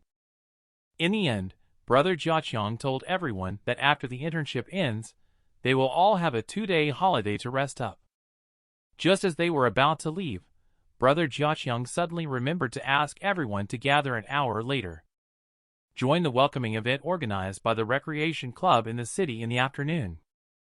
Everyone was excited when they heard that they could finally go back to the city and have a look. This welcoming event is organized by Divine Tech, the skincare company of the Bureau of Heavenly Secrets. What surprised Gu Jun was that he saw Li Leroy here. It turns out that, after these 3 second-generation wealthy individuals were investigated in the Maldives, they used their connections to join the Bureau of Heavenly Secrets Recreation Club. It looks like they quite enjoy their current lifestyle. Gu Jun also figured out that the mobile phone was privately mailed to him by the mischievous Lin Little Begonia. She did calculate well. It's best to keep the phone. If she can't keep it, it'll be trouble for Gu-jun. Seeing this girl, Gu-jun felt a headache and scolded her a few words. The phone is broken and can't be turned on. It has been handed over to the investigation department. In addition, the investigation department knows everything. Be careful on your own. Lin Little Begonia was startled when she heard this. Surgical building in 2 days. Gu-jun was stunned as soon as he walked in. What's going on? Gu-jun saw it in the busy hallway. These wounded soldiers seem to be from the operations department based on their attire. Most of them are severely injured and have fallen into a coma. When Gu-jun arrived at the 3rd treatment room, the atmosphere here is very heavy. Dr. Zhu looked at him and saw the situation in the hallway, right? This was caused by an attack from a creature called burrowing megaworm. Its attacks not only cause physical injuries. He will also bring a large number of parasitic larvae to the wound at the same time. These larvae will grow rapidly in the wound, forming cysts. If not removed, the larvae will reproduce rapidly, leading to multiple organ failure and death of the patient. The corridor is filled with soldiers from the operations department who have been bitten. We need to start the surgery immediately. Gu-jun quickly glanced through the information about the burrowing megaworm. He inquired about Teacher Zhu's surgical experience in this area. Not much. It's either handling wounds to remove cysts and suturing or amputation. You will only know after being on the operating table. Gu-jun felt a tightness in his heart. The difficulty of this surgery is extraordinary. In the operating room, after the patient was under general anesthesia, they lay quietly on the operating table. After being examined by Dr. Zhu, it was found that the patient's arm had undergone simple suturing to stop the bleeding.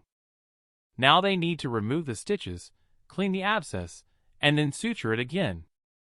This will test their endurance and concentration, and they must ensure that not a single abscess is overlooked.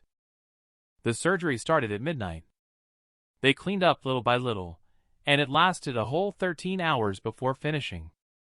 In the rest area, Dr. Zhu looked at Gu-jun. It was your first official day working with the team. It was a nearly 13-hour surgery, and this operation was very successful. You all worked hard.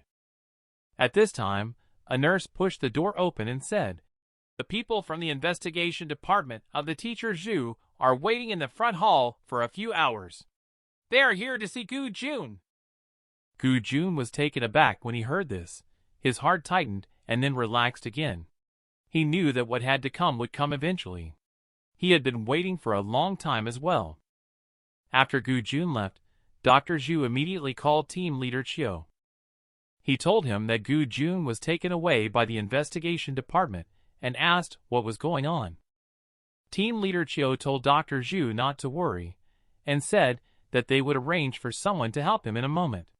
He should focus on the surgery first. As for Gu-jun, investigators from the department have already contacted him. They will inform him of any new developments. On the other side, after Gu-jun walked out of the surgical building, he saw a middle-aged man standing by a car. "Hello, Dr. Gu.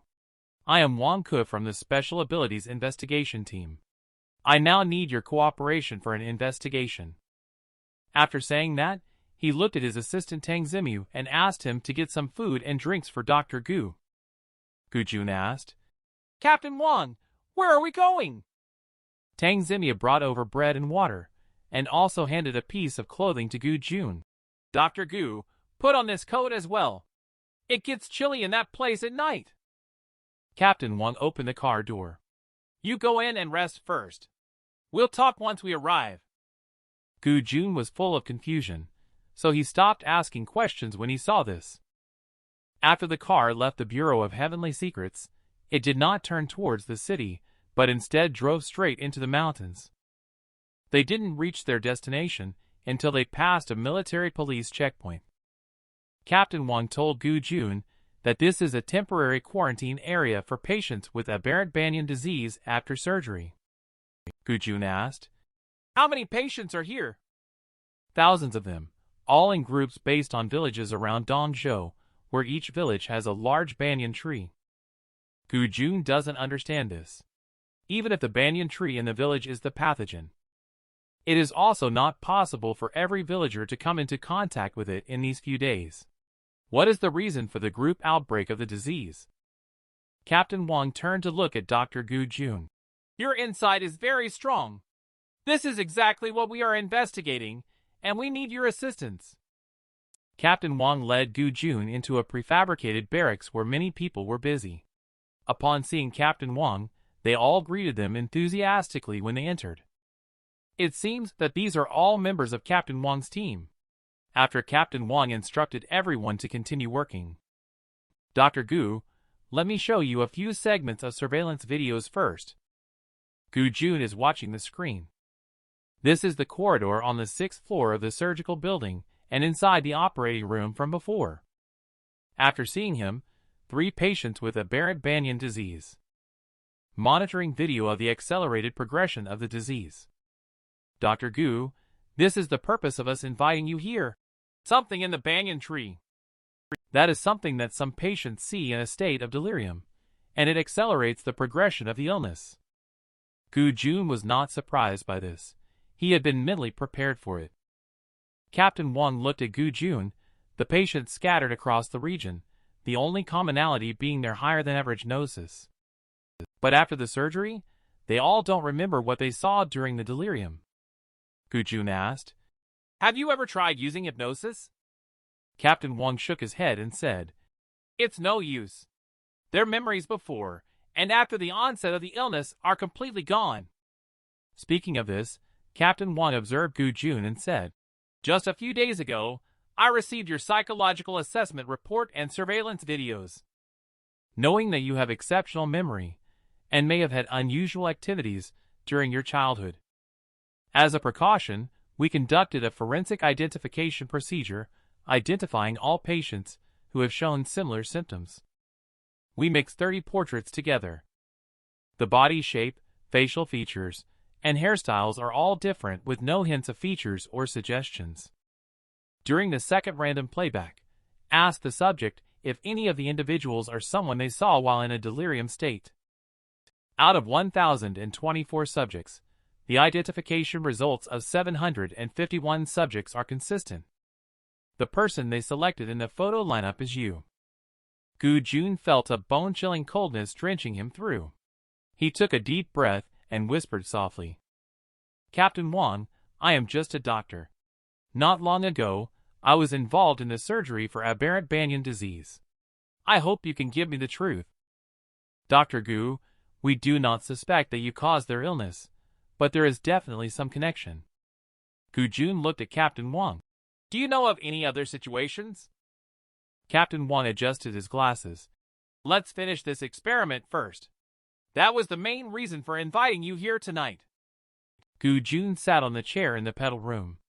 He could see outside through the glass window. "We will arrange for patients from the isolation area to come in groups to see you. We will try to see if anything happens. After the identification starts, several patients will come in one group taking turns." They all looked a little excited, panicked, and incredulous as soon as they saw Gu Jun. Gu Jun didn't move, his expression unchanged, just sitting quietly. Faint whispers from the patients outside could be heard. A group of patients went out, and another group came in. The fearful expressions increased, and the buzzing sound continued. The fearful faces and whispers kept impacting Gu Jun, and his head started to ache. The hazy and chaotic light and shadows flashed before his eyes. Gu Jun was no longer unfamiliar with this feeling. Could it be that the illusion was triggered by the group photo? The faces of the patients in front of him gradually turned into the same one, the face of that dried-up man. Gu Jun was panting heavily. Could it be that this is the trigger for that photo? As the scene gradually became clear, Gu Jun looked in astonishment at what was in front of him. The man in the red robe, accompanied by a group of men in black, half knelt in front of the big banyan tree. Inside the hollow trunk of the banyan tree's main trunk sat the figure of a little boy. "That's my younger self. The thing inside the banyan tree is Gu Jun." Gu Jun at this moment is looking at the illusion in front of him. Scattered fragments of memory surged out from the dusty corner. The mother put on the crown woven from the roots and branches of a banyan tree. June, just sit there and do not move for a while, it's fine. There was some tension and complexity in her voice. Is she hesitating? Or is she sad? But it is quite obvious. She cannot give up on the impending outcome. The illusion in front of Gu Jun continues. A small boy in the banyan tree hole looked down at the worshippers. A cold voice echoing through the heavens, and the earth came out of the boy's expressionless mouth. I am the son of misfortune. Do you know that you are filthy beings? The man in red clothes with the man in black clothes kneeling on the ground. Son of misfortune, as you say, the man in red clothes said very humbly. We are a group of filthy, foolish, and lowly worms. We are the abandoned followers of the so-called life goddess. Gu Jun was surprised by the abandoned followers of the life goddess. Are they the reincarnation of alien beings? The old world has been destroyed. We arrived in this world but lost our knowledge and power. We still can't fully recognize the old world's written characters, but we remember the promise given to us by the true God. Gu Jun's heart skipped a beat. The Afterlife Society did not have the translated text he was looking for. Or maybe his parents really had other plans. But who is this true God? The voice of the lower lifeform, a boy, still hollow and cold. The man in red asked, Is it that this body cannot satisfy you, hence you cannot accept the powers of the old world? Gu Jun was shocked. Body? The Afterlife Society has supposedly brought their so-called true God down into my young body. The man in red murmured, Is this body a sacrifice or the beginning of misfortune? Please make it clear. A strange voice sounded. This child has a mission. I won't allow any despicable creatures to harm him in the slightest. The boy stood up and continued. You must not disturb him. Let him forget all this. One day in the future, when he stands before you again, all debts will be settled. This is my vow to you all. The prostrated believers on the ground utter indescribable whispers, fulfilling the vows granted by the gods. Gu Jun returned to reality after the illusion shattered. Gu Jun told Captain Wang that he had recalled some childhood memories just now. Captain Wang interrupted, saying, Let me show you the surveillance footage from just now first. In the footage, Gu Jun bowed his head in silence. Suddenly, his eyes widened, and he began speaking in a foreign language. As soon as he finished speaking, his body swayed and fell down. Captain Wang handed Gu Jun a cup of hot tea. Shall we be honest with each other, no matter how absurd it may sound? Gu Jun nodded. He wanted to know the truth and had no choice but to pursue it. Captain Wang told Gu Jun that the Bureau of Heavenly Secrets had obtained a translation of the alien text written by Gu Jun.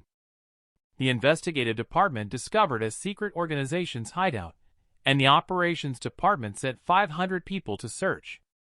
However, they were attacked by a burrowing megaworm, and only 56 survivors were sent to the medical department. Is Afterlife Lisheng Company, Gu Jun said with some reservation. Captain Wang told Gu Jun that Lisheng Company has now been listed as a cult organization. It may have been founded as a secretive organization during the Republic of China era, and its recruitment principles are not yet clear. But it can be confirmed that it will develop towards the descendants of its members. Gu Jun then told Captain Wang that since undergoing review and inspection, his childhood memories were awakened, and Lisheng seemed to have enabled him to write an alien script in some way. He also hesitantly revealed the fact that he had been worshipped while sitting in the banyan tree hole. Since his parents were lost at sea, he has been abandoned.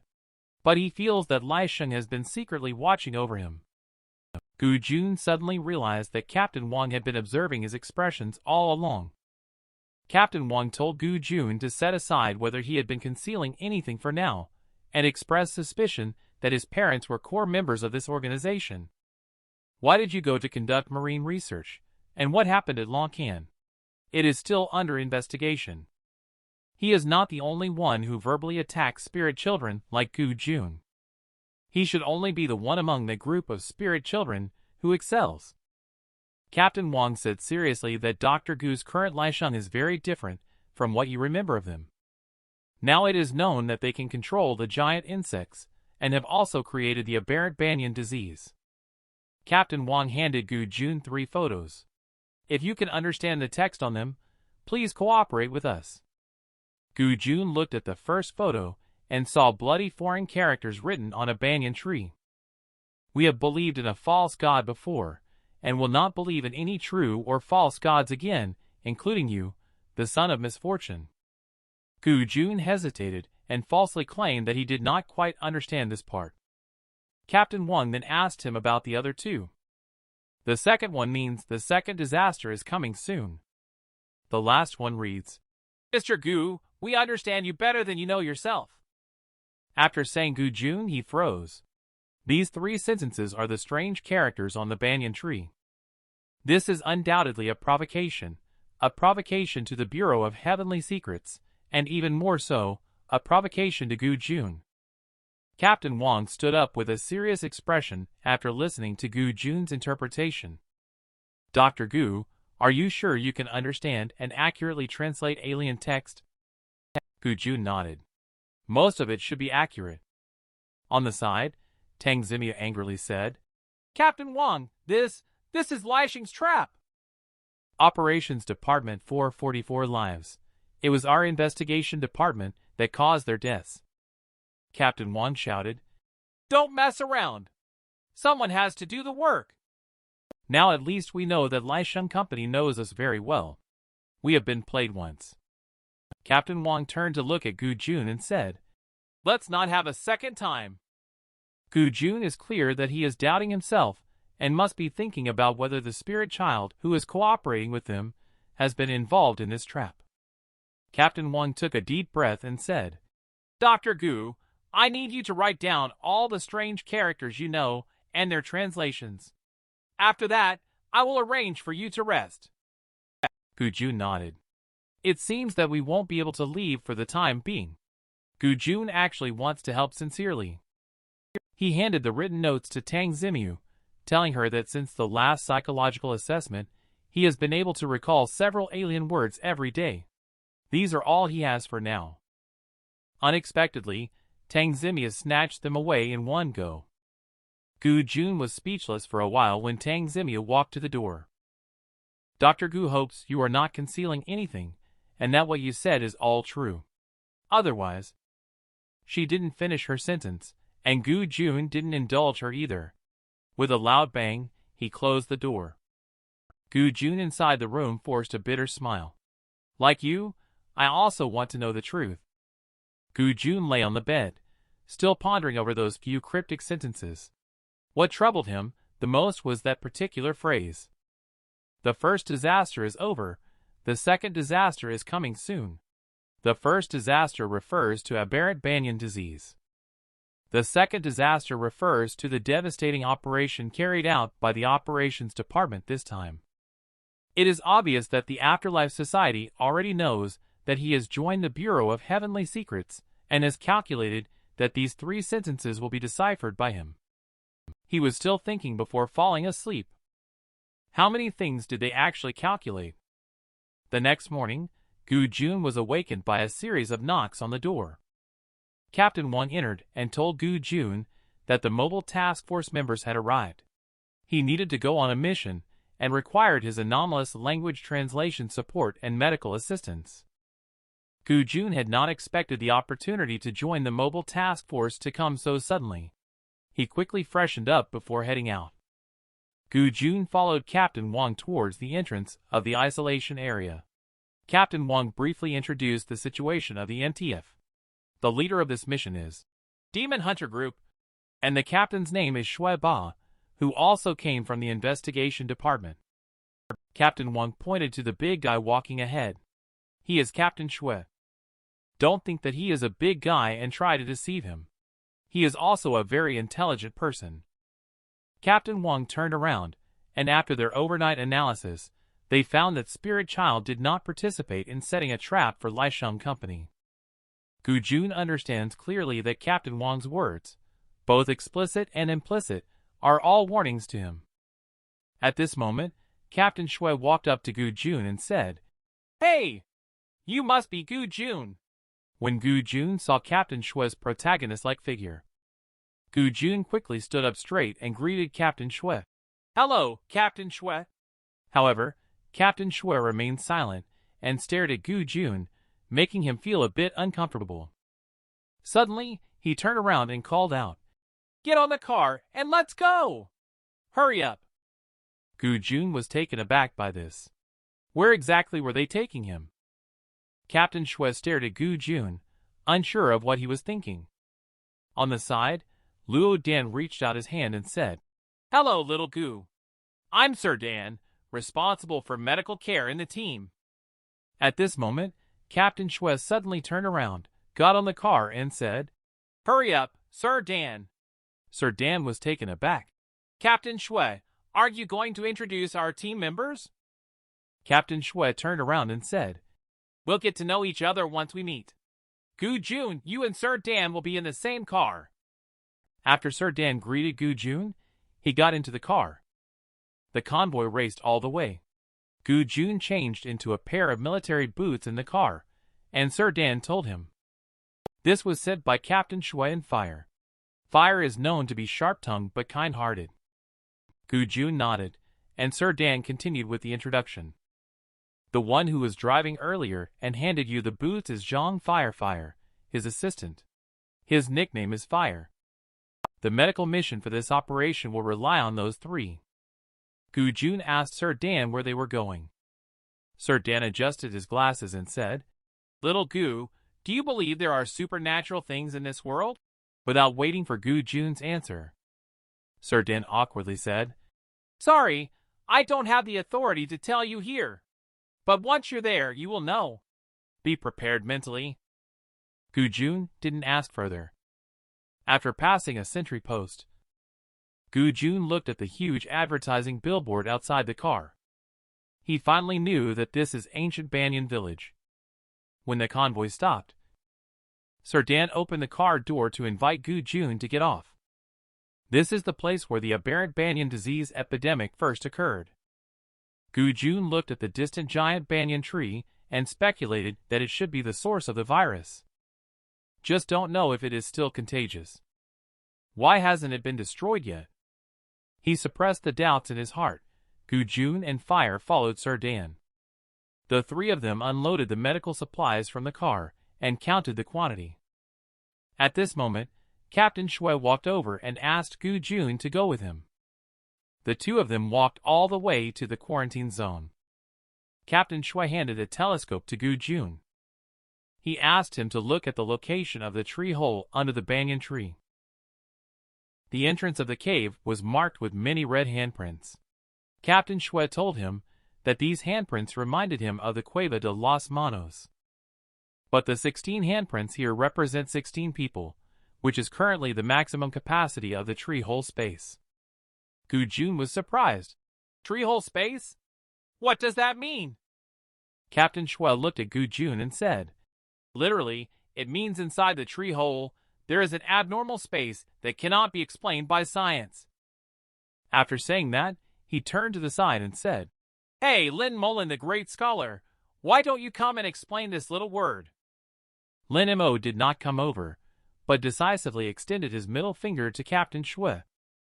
Captain Shui laughed heartily, estimating that even if Einstein came, he wouldn't be able to explain clearly. Captain Shui explained to Gu Jun that the tree hole is like a wormhole with another space inside. Another space? This made Gu Jun think of a parallel world. Captain Shui told him that at the beginning, they tried many methods. The drone sent in would lose contact immediately. Later, they found out that even those signals couldn't get in. But the information from inside could still be transmitted out through ground wave radio. However, the signal could only be received near the cave entrance. Later, they also tried sending animals in with devices, but they soon lost control. And the images they captured were all distorted, ultimately yielding no useful information. Until last week, when his team entered the tree hole, it was then that they discovered the spatial capacity limit of the tree hole. Captain Shui told Gu Jun that there were foreign texts in the space that he could understand. And this is the main purpose of asking him to come, to enter there to translate the foreign texts.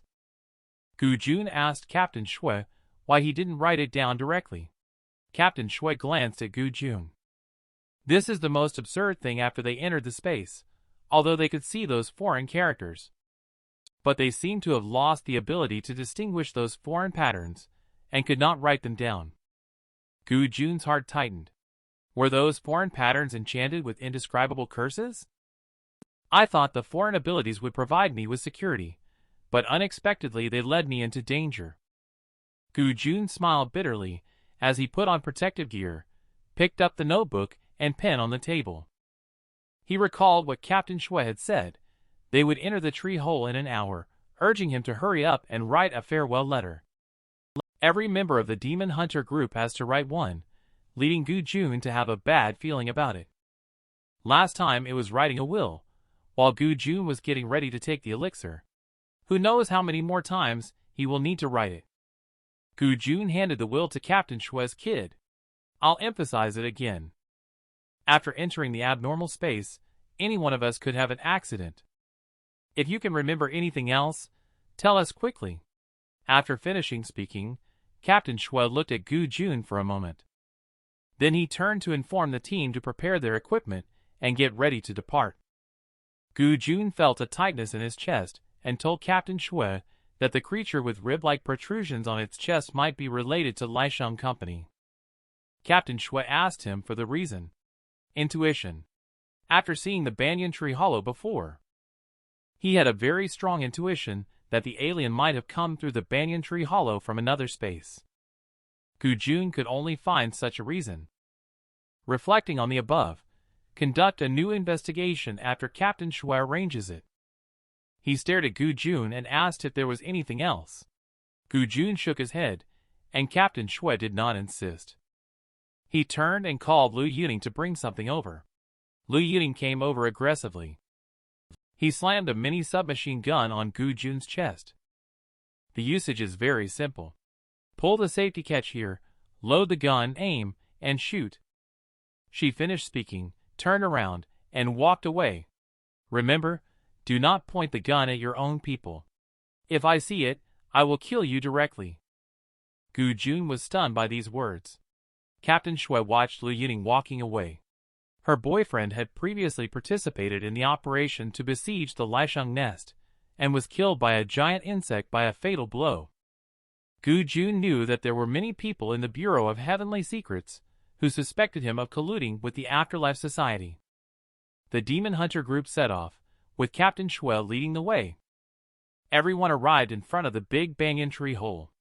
Lin-Mo checked the data feedback inside the hole, while Gu Jun looked at the red handprints and asked, Sir Dan, this is too coincidental.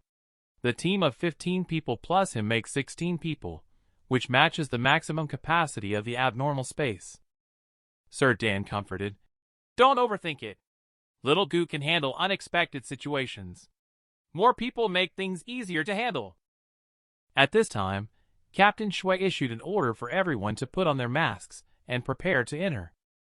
Gu Jun puts on his mask and walks into the cave, watching as they are one by one swallowed by the halo of light in the tree hole. He couldn't help but feel a sense of alarm. If he's going to die, then so be it. He gritted his teeth, closed his eyes, and charged in. Gu Jun feels like he is walking alone in a dark corridor where all the sounds have disappeared. There is only a faint light ahead. He moves towards the light. When the sensation under his feet changed, he saw Sir Dan waiting for him in the thick fog. Behind the crowd was a desolate banyan tree. Gu Jun looked at the thick fog in front of him. Is this an abnormal space? Doesn't this thick fog feel very oppressive? Beside him, Lin-Mo looked at Gu Jun and asked, Last time I came in and stayed for 3 days, I still have a bunch of things I don't understand. Lin-Mo squatted down and grabbed a handful of soil. The soil here is older than anything on Earth, so old that all testing methods, including radioactive isotopes, have failed. Gu Jun was greatly surprised. Could it be that the alternative space is not on Earth? He quickly asked. Dr. Lin, is there a day and night cycle here? Although there is heavy fog here, it seems to have sunlight based on the brightness. Sunlight? Linimo laughs. You think this is outdoors? At this moment, Captain Shue's voice came through. Action Group A, Research and Medical, follow me. Action Group B, stay at the entrance. Linimo no longer explains, let's go. You'll know in a moment. A few minutes later, Captain Shue stopped and arrived at Gu Jun. He looked at the scene in front of him, and was a little dumbfounded. This is a wall of unknown height. Linimo reminded Dr. Gu that describing it as just a wall is not accurate enough. It should be said the entire different space. It is all wrapped within this wall. Linimo reminded. The entire different space is enclosed within this wall. Gu Jun looked at Linimo and asked, Dr. Lin, what do you think it means? The literal meaning, Linimo explained, is that a circular alternate space with a radius of 1,500 meters centered on the withered tree is surrounded by these giant stone walls. Gu Jun expressed doubt, saying, This doesn't seem right. Earlier, you mentioned wrapped around, but there is clearly light here. The part of the sky cannot be enclosed. Linimo pressed his forehead. This is the most bizarre part. According to the unmanned aerial vehicle's trajectory detection, the high wall begins to rise at 800 meters upwards, and the space gradually narrows towards the middle, reaching a height of 1,500 meters at the highest point. Simply put, the top of the space is also enclosed by a wall. I looked around, and where does this light come from? Gu Jun walked closer to the wall. I saw that the wall was covered with red patterns, like blood vessels transporting blood. Captain Shue reminded Gu Jun that your job is not to study these. Can you understand the previous message? Gu Jun followed Captain Shue's gaze upwards, his eyes slightly narrowed. He looked at the strange text above, understanding it. Gu Jun nodded, about to speak out the meaning when suddenly there was a loud rumble, and the boulder with the strange text started moving downwards. Captain Shue quickly ordered everyone to retreat.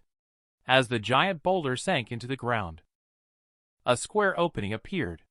At this moment, Action Team B reported that the dead tree suddenly collapsed. The halo and the passage both disappeared. The disappearance of the passage means that no one can return. Captain Shue immediately had group B come over for a meeting. After saying this, he looked at Gu Jun and said, Before, all of us had read the strange texts, but nothing happened until you read it, Gu Jun. Captain Shue grabbed Gu Jun by the collar, staring at him sharply, and asked, What's going on? What does that strange text mean? Those who forever rest in eternal slumber are not the deceased. Even death will be obliterated in the eerie eternity. Gu Jun translated the strange text out loud. Captain Shue was startled, and let go of Gu Jun. Old Shue. Linimo finished reciting a verse from The Mad Arab. The next second, he rushed to Captain Shue and said, Isn't this the nameless city from the Necronomicon? Captain Shue held Linimo steady and said, I'm not deaf. Seeing their reaction, Gu Jun quickly asked Dr. Lin what he said. Captain Shue glanced at Gu Jun. In special circumstances, information that is classified below D level should not be disclosed to personnel below that level. The Mad Arab Abdul al-Hazard is a figure from ancient legends. It is said that he once dreamed of a ruined city called the Nameless City, and wrote a book called the Necronomicon. The original is no longer available. The passage you just read is present in all versions. Gu Jun wanted to ask a question, but was stopped by Captain Shue. Now is not the time for discussion. Everyone guards the entrance and waits for Team B. Gu Jun stared into the deep abyss of the cave. Where does this staircase lead to? Suddenly, a bell rang in his mind. The system has released a new task. This is not a good sign. Gu Jun turned his head and asked, Sir Dan, has Team Xiao encountered any abnormal spatial situations? Sir Dan told him that they have encountered such situations, but this is the first time for this kind of scenario. Gu Jun suddenly heard Lin Mo's angry roar. It turns out that Captain Shui removed his mask and was smoking a cigar. Captain Shui glanced at Lin Mo and said, "Do your job well. Any signs of life?" Lin Mo looked at the life detector and said, "Not at the moment, but I always feel like something is staring at us." At this time, all members of Team B arrived. Captain Shui was just about to ask about the situation when Lin Mo yelled, "Old Shui! There are vital signs beneath our feet," before the words could even finish. With a loud bang, a burrowing megaworm shot out. Lin Mo was knocked into the air. Both legs were bitten by the giant insect. "Quick! Focus fire!" Captain Shui called on everyone to shoot together. The giant insect writhed in pain from being shot. Lin Mo was thrown out and fell to the ground. Sir Dan was the first to rush up and shout, "Fire!" Little Gu pulled Dr. Lin over. The accident happened too quickly. Gu Jun ran over, but he always felt something was wrong. Yes, as soon as Group B arrived, the giant insect appeared. Is it trying to force everyone to enter the cave together? The ancient banyan tree collapsed without any warning. The light portal leading into the alternate dimension also disappeared along with it. Every word spoken within the Bureau of Heavenly Secrets Emergency Command Demon Hunter Group is turned into a signal, received here, and synchronized for reconstruction. Although the restored voice sounds a bit eerie, everyone is listening carefully. The monitoring signal has been cut off since the team entered several caves. Commander Yao and several deputy commanders discussed the situation. Old Yao participated remotely if not on the scene. Minister Ming of the investigative department pondered and said, "There is a strong suspicion that Gu Jun is involved in this matter." After thinking about it, Yao Shenyan said, "We cannot rule out any possibilities, but based on the information we have now, it seems that Gu Jun is on our side." Minister Dong from the research department nodded in agreement. "Now is not the time to draw conclusions. I'm very interested in the verses from the Mad Arab." Deputy Minister Gua of the Nameless City Operations Department stated, "The Nameless City is rumored to be a ruin, but houses extremely magnificent palace complexes. Yet, there is nothing there." Perhaps there was once, but after countless years, it has now all turned into a wasteland. Everyone is contemplating but without any clue. On the other hand, considering exploring the mentioned cave entrance in the current situation seems like walking into a trap step by step. Old Yao Professor Chin rushed in under the heavy rain. "How is the situation now?" Old Chin lost his connection. The signal is temporarily interrupted. The research team member Lin Mo got bitten by a giant worm. Professor Chin turned to Yang Mu and asked about the team's medical conditions. Deputy Minister Yang Mu reported that Chief Physician Luo Dan and nurses Zhang Firefire and Gu Jun can serve as assistants. The giant insect bite injuries can only be treated with amputation, but achieving a sterile operation is difficult. Post-operative infections are very common. Yang Mu shook his head and commented, "Very difficult, very difficult." "It's difficult, but there is still a chance." Old Chen mentioned that Luo Dan is skilled, and Gu Jun can also help. Amputation surgery is not difficult for them. At this moment, the Demon Hunter Group's signal has been restored. Surprisingly, the signal is even clearer than before. "What's the relationship between you and Lai Sheng?" "I am a doctor, Dr. Lin. I need surgery now. Please leave." Sir Dan comforts Lu Yuning. "Please calm down and put the gun down first." Captain Shui patted her on the shoulder. "He is right. Now is not the time to discuss these things." Lu Yuning snorted coldly and walked away. Captain Shui looked at Gu Jun and urged him to hurry up. Gu Jun nodded. After tying tourniquets around Lin Mo's legs and administering anesthesia, Gu Jun and Sir Dan discussed the surgical plan. Professor Lin's right leg can be saved. How to find parasites without a microscope.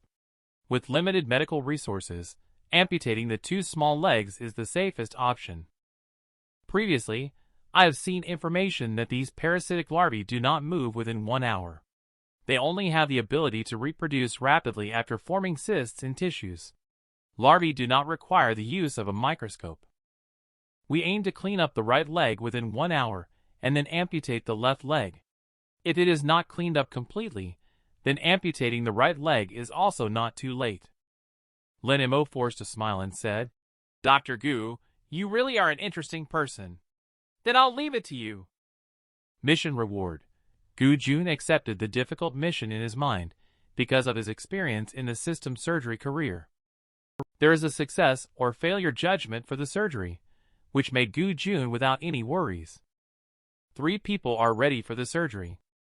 3 people secure Nemo on a sterile cloth-covered box. Tie them together with 4 flashlights to make a simple shadowless light. Sir Dan used a skin stapler to temporarily stop the bleeding on Lin Mo's left leg. After clearing the wound on the right leg, fire thawed the blood blister. Little Gu, you organize the necessary tools and complete the preliminary preparations. Sir Dan said, Little Gu has arrived, so let's keep up the good work. After Gu Jun used surgical forceps to clip out a larva, as he expected, there was no sense of adhesion, indicating that the insect was only on the surface. He clipped off one and immediately clipped another. If he couldn't clip it off, he would cut it off with the tissue together. This operation made Sir Dan, an old hand, a little self-deprecating. Dr. Lin held on. I will definitely help you keep this leg. Captain Shui reminded Sir Dan that it's time. At this moment, Gu Jun extracted the last larva. And Sir Dan only finished slightly later as well. Sir Dan took a moment to catch his breath. Cleaning is done. Let's start stitching up the wound after tidying it up. The brain system prompts that the parasitic elimination surgery of Gu Jun burrowing megaworm was successful. He receives 55% of the contributions, and Sir Dan receives 40%. Captain Shui is a bit worried. Is it considered a success? It is successful in terms of the program. Sir Dan tells him, is it really successful? It will take a few days to find out. After saying that, he looked at Nemo and smiled. Don't overthink it. At least your third leg is unharmed. Nemo, annoyed, raised his middle finger. Gu Jun told everyone that they didn't find any formed cysts just now, and all the parasites have been removed cleanly. The surgery should be very successful. Sir Dan nodded in agreement with Gu Jun's statement. Nemo finally relaxed. Lu Ying whispered, If old Shui has nothing to do with Lai Sheng, find a way to bring him in after we leave. Captain Shui smiled bitterly and said, Let's focus on getting out of here alive first. Sir Dan nodded as he looked at Gu Jun's stitched right leg. The next step is the amputation surgery of the left lower leg. This time, Sir Dan asked Gu Jun to be the main surgeon for the amputation surgery, and he will assist and guide. Gu Jun was taken aback and asked Sir Dan if it was okay for him to perform the amputation surgery, as he has never been the main surgeon for it before. Sir Dan turned his head to look at Nemo and asked him to make the decision. Nemo gave a light hum to urge Sir Dan to start quickly. Seeing this, Gu Jun no longer hesitated. Dr. Lin, rest assured, I will do my best. Nemo nodded without saying more. After Sir Dan made a good plan, Gu Jun performed the vascular and nerve transection. The step of cutting off the leg bone will come soon. Emergency Command Center. Commander Yao took off his headphones after 2 consecutive surgeries. Old Chin, you've chosen a good seedling. Professor Chin nodded. Gu Jun's learning ability is particularly strong. Originally, he was being cultivated for the Mobile Task Force. Minister Old Chinming is a little worried. If both legs are amputated, Lin Mo will have a better chance of survival. If the parasite is not completely removed, not only Lin Mo may die, but others may also get infected. Professor Chin takes off his headphones. We know no more than Captain Shui based solely on the audio. Since Captain Shui believes in Gu Jun, there should be no problem for now. Minister Ming nods. What I fear most about the relationship between Gu Jun and Lai Sheng is not that he has ulterior motives and a plan, but that he doesn't even know what he's doing. When this was said, everyone fell silent. It is indeed a frightening situation. In the end, Yao Shinian interrupted the divergence. What we need to consider now is that the passage has disappeared. How can we get the team out? The square passage. The task force has been monitoring it with a life detector all along. Captain Shui is coming over to inquire about the situation. The burrowing megaworm has been lurking, and there is more than one. This gives Captain Shui a bad feeling. He ordered the action team to take turns guarding at the entrance and below the tunnel, while everyone else stayed put and rested on standby. On the other side, Sir Dan asked Gu Jun to rest first. The remaining tasks of bandaging were taken over by him and Fire. Gu Jun nodded. He sat down leaning against the steps. He looked at the system prompt that the contribution of the leg amputation surgery was 55%. The combined contribution of these two surgeries amounts to 110%, which means there is still a remaining 40% to complete the difficult mission. He couldn't help but wonder if the Calip brand dissecting knife, as a reward, would be from Ironborn Landon. It should also be able to trigger illusions, right? 16 hours later. Captain Shui gathered everyone to explain the situation. Now, the only way is to keep moving downward. If bricks with different characters are mechanisms, there should be other mechanisms below. We save water and food and can last about a week, so we need to start moving now. Captain Shui is considering whether or not to leave someone at the cave entrance in case the giant worm leaves the tunnel, and it closes up again. The disappearance of the tunnel and the appearance of the giant worm were clearly planned. There is no point in leaving someone behind. Gu Jun clenched his fist. Since there is no choice, we might as well go together and concentrate our firepower. After all, anything can happen. Captain Shui patted Gu Jun's shoulder. Makes sense. Then it's settled. All members, prepare your gear and get ready to move forward. Gu Jun then realized that Captain Shui was just asking him tentatively. Gu Jun looked down at the steps and realized that even if it was a trap, they could only continue moving forward. The mist lingered on both sides of the steps, making it hard to judge the depth. The sky above was also constantly overcast. Captain Shui and Lu Yuting are leading the way ahead. Gu Jun and Fire are carrying Lin Imo on a stretcher, while Sir Dan follows beside. The Demon Hunter group is moving towards the dark depths of the tunnel. Captain Shui will report the situation at the next checkpoint. He is not sure if he can successfully send the message. The angles and proportions of all the stone steps here are consistent. Even a card cannot be inserted into the gaps between the bricks. Gu Jun also noticed that there are dark red patterns spreading across the stone bricks here. It makes him feel like the space is alive in this repetitive and monotonous descent. Sir Dan occasionally shares some embarrassing stories from his past. This makes everyone laugh out loud.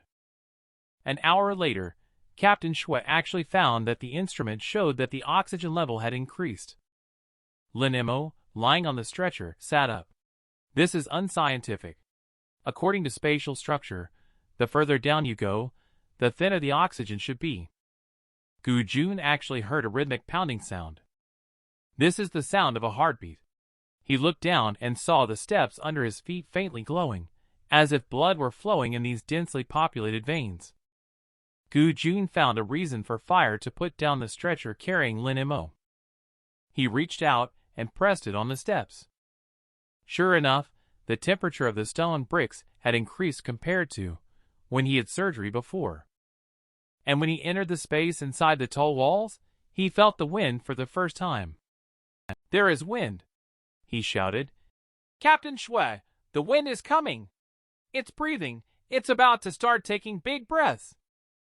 Captain Shui rushed to him and said, "Calm down. Clearly state who is breathing. I can feel that this tunnel is alive.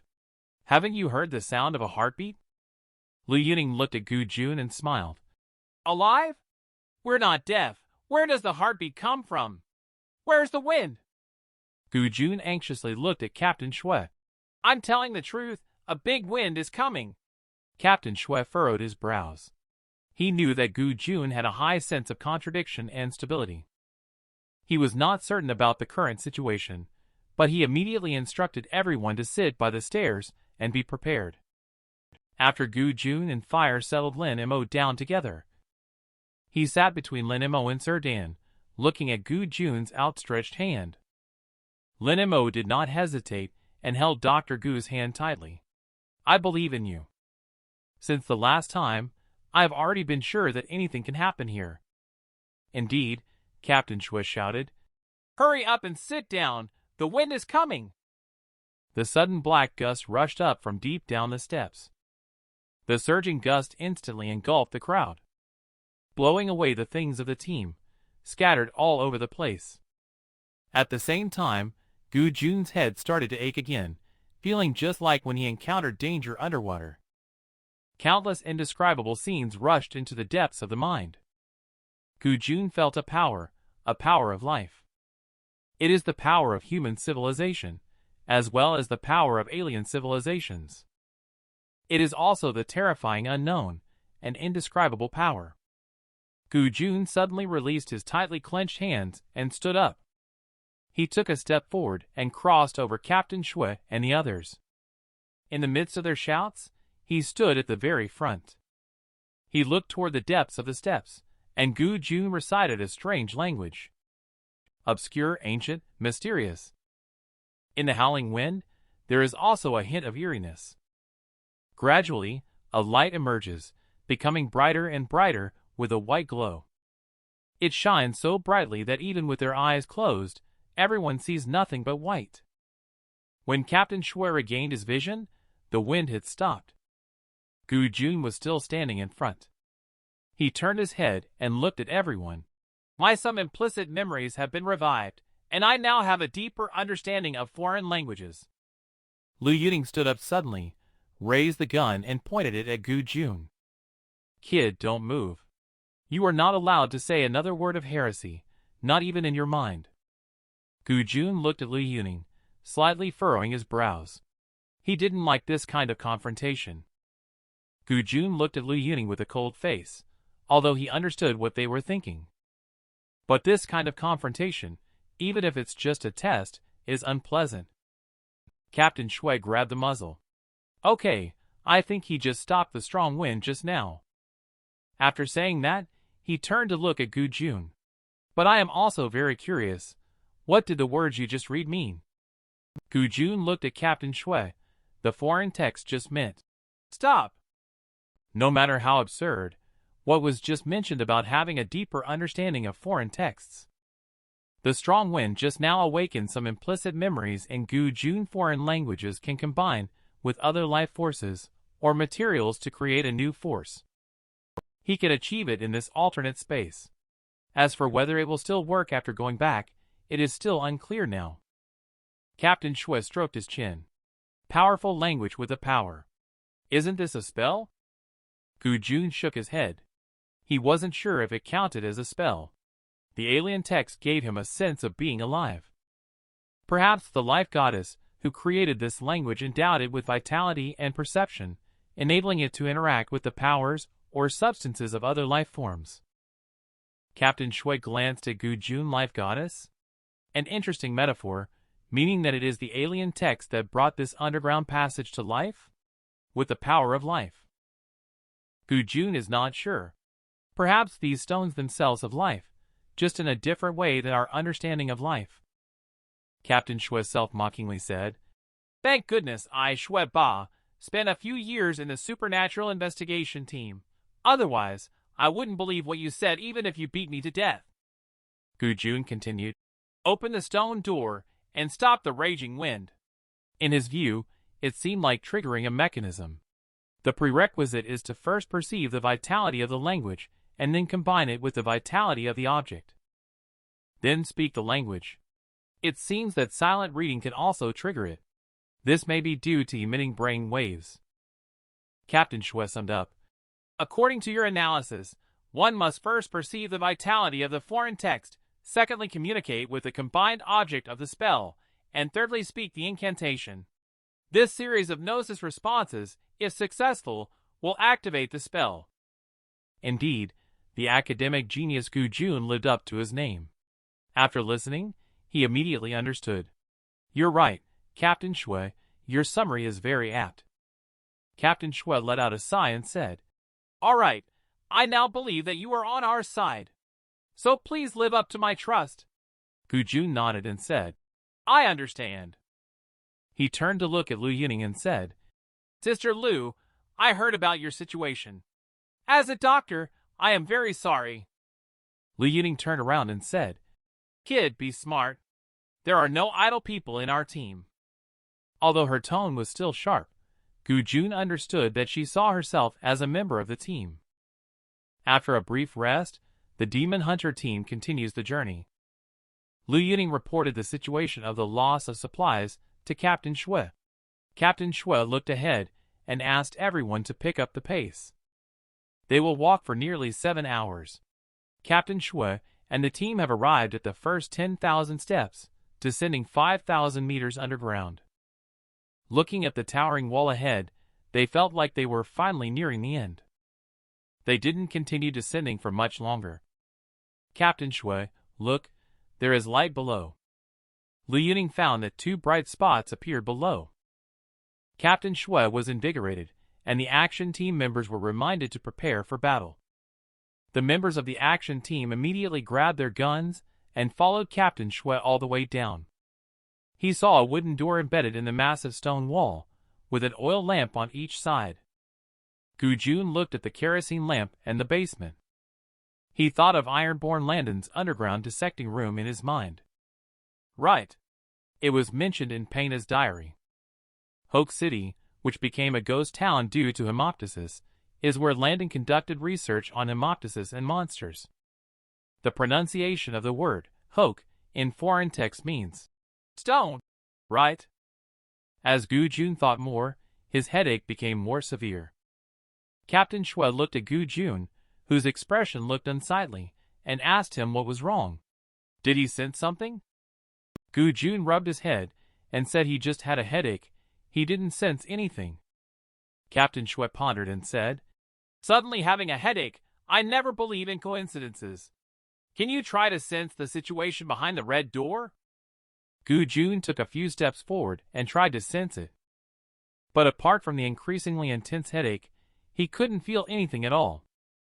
It's as if the red gate has cut off all his senses. Captain Shui saw Gu Jun suddenly kneel down and quickly asked him what happened. Gu Jun gritted his teeth. "That red gate seems to have cut off all my senses."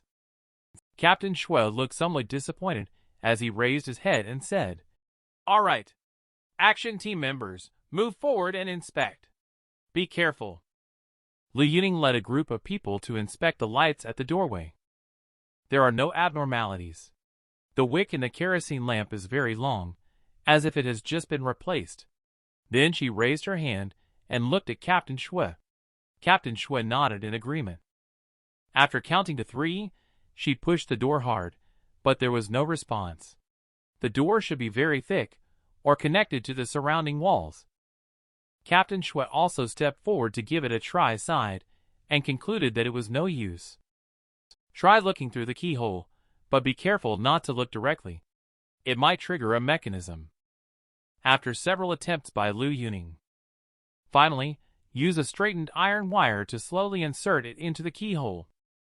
Behind the door is empty, at least 1 meter of space. Captain Shui turned his head and asked Gu Jun if he was feeling better. Could he sense anything? Gu Jun told Captain Shui that the door should be opened with a spell, but he didn't know what the spell was. Captain Shui asked the others to retreat from the steps first. Let Gu Jun try. The Mad Arab's poetry. Gu Jun nodded and walked to the front door. He tried to communicate in a foreign language. After finishing Gu Jun, he felt that this was not the case. He was mentally exhausted, but the door did not respond.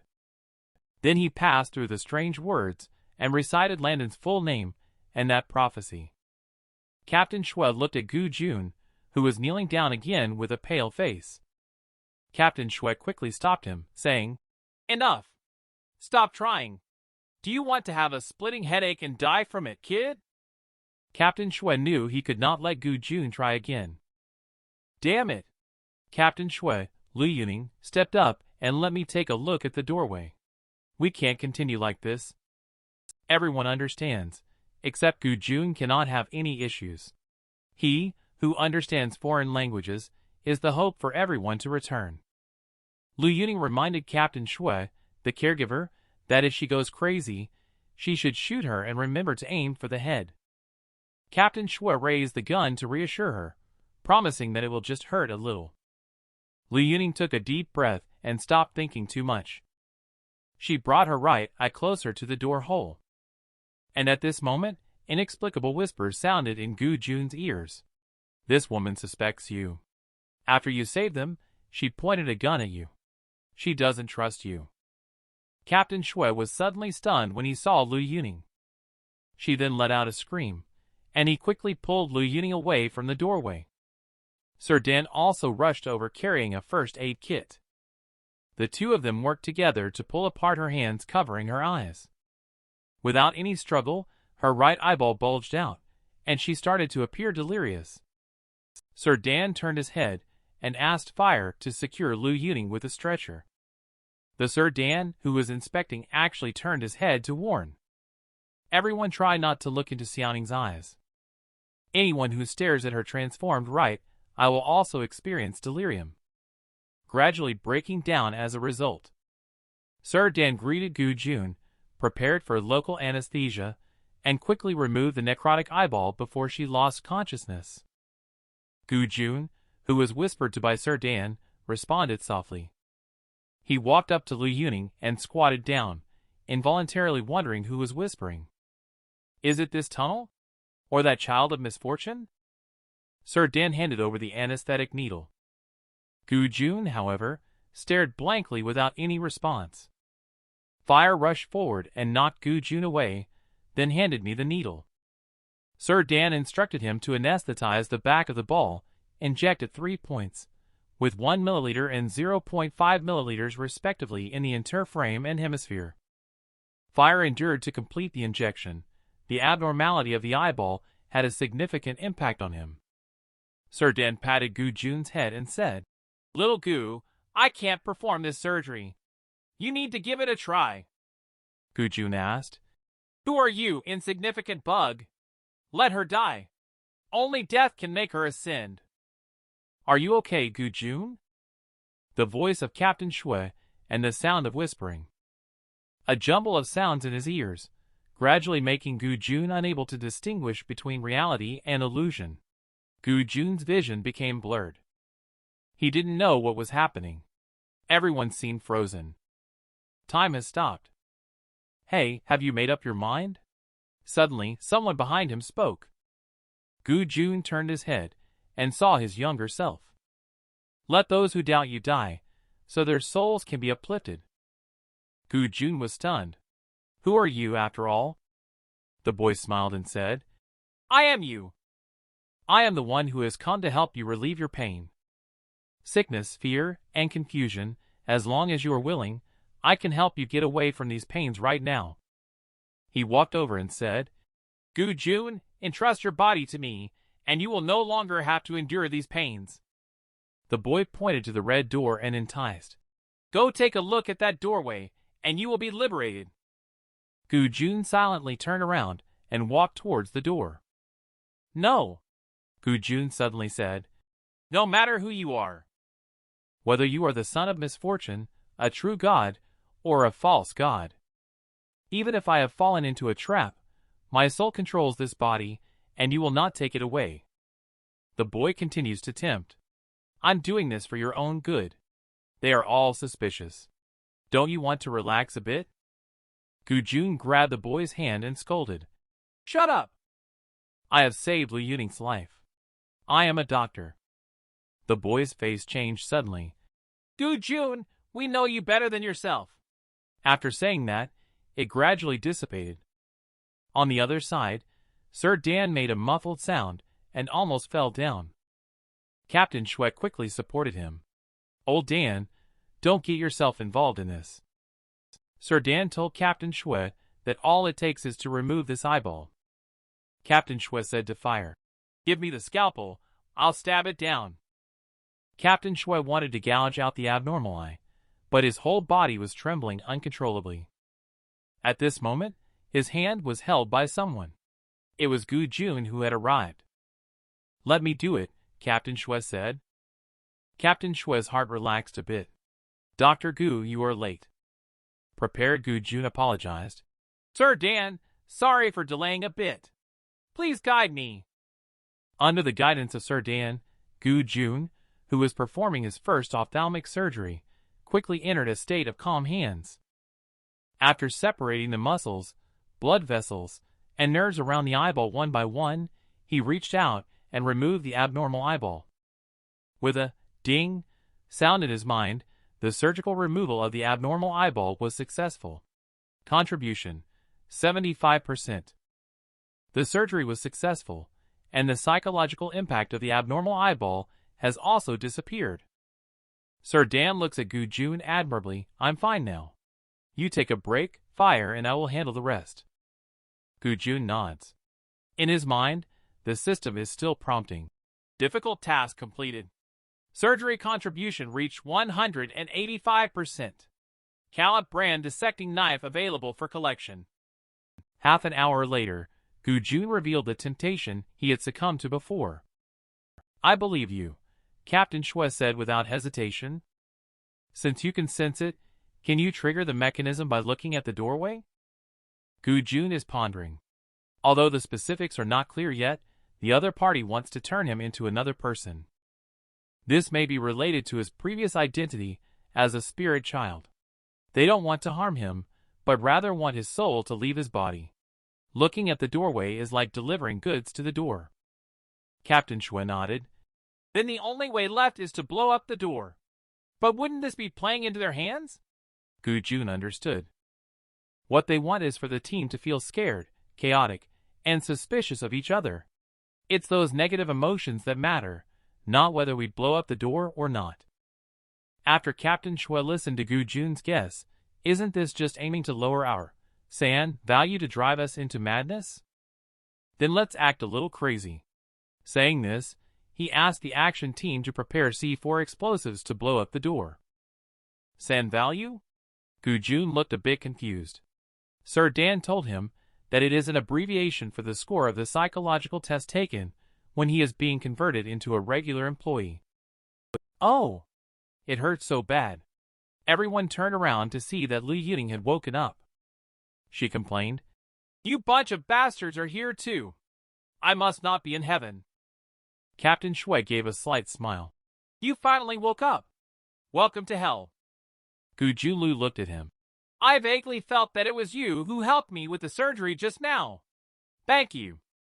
Sister Lu saw that Lu Yuting's condition had improved, and Gu Jun couldn't help but feel a surge of excitement in his heart. He clenched his fist and muttered, whether it's the Afterlife Society or anyone else, we have never been the same kind. Not even before birth. 100 steps ahead, Gu Jun stood here and could no longer see the red gate. Captain Shui looked at the time quietly, waiting patiently. At this moment, he turned his head and asked, What did you see when you looked into the doorway just now? Lu Yuting's face was filled with pain, his left eye full of confusion. It's hard to describe. In the chaotic light within the white light, suddenly unable to move like being pressed by a ghost, constantly having nightmares. At this time, the explosives expert of the action team has already installed the C4 and handed the controller to Captain Shui. Captain Shui, with a serious expression, led the assault team members in preparation. He shouted, 3, 2, 1, and pressed the detonator. After a loud explosion was heard, Captain Shui took the lead and charged down. At the end of the corridor, a large hole had already been broken open. The red door had turned into pieces. Originally, inside is a spacious stone chamber with a spiraling stone staircase in the middle. Other than that, there is nothing else. Captain Shui looked up at the stone staircase. It's probably about 5 kilometers underground here. If the spiral staircase leads to the surface, then it's at least 5 kilometers high. Captain Shui will notify the others to come down after ensuring safety. Gu Jun felt relieved after looking at the collapsed walls. It's not Landon's basement. The red door is just a trap to lure them in. But this could still be Hoax City. He also needs to get that scalpel. Perhaps it could provide some clues about the illusion. Feeling like being manipulated everywhere is terrible. Perhaps this scalpel could be the key to breaking the deadlock. Gu Jun squatted down and played with the gravel, in his mind claiming the reward. The dissecting knife appeared in his right hand, and he noticed its size and shape. Almost identical to the number 23 knife, but the material is different. There is foreign text, Calip, on the handle. Payne mentioned in his diary that Calip College of Medicine might use this knife as a specialized tool. Could this be the iron dissecting knife from Ironborn? It feels too light and a bit uncomfortable to hold. But it seems that the knife can quickly blend into the fingers. Gu Jun is not sure if this is due to the original function of the dissecting knife or her own ability. Gu Jun tried to trigger an illusion, but severe headache struck. No! Too much energy was consumed earlier. Triggering an illusion now would definitely result in sudden death. Gu Jun, what's wrong? Captain Shui walked over. He raised the dissecting knife in his hand and found that it was inscribed with Calip, which should be the brand or the owner's name of the knife. Sir Dan took it and found it to be too light, and the shape made it uncomfortable to hold. Captain Shui suddenly asked, Gu Jun, how are you sure this is a dissecting knife and not a surgical knife? Gu Jun was taken aback. This was something he hadn't considered before. He shook his head. Intuition.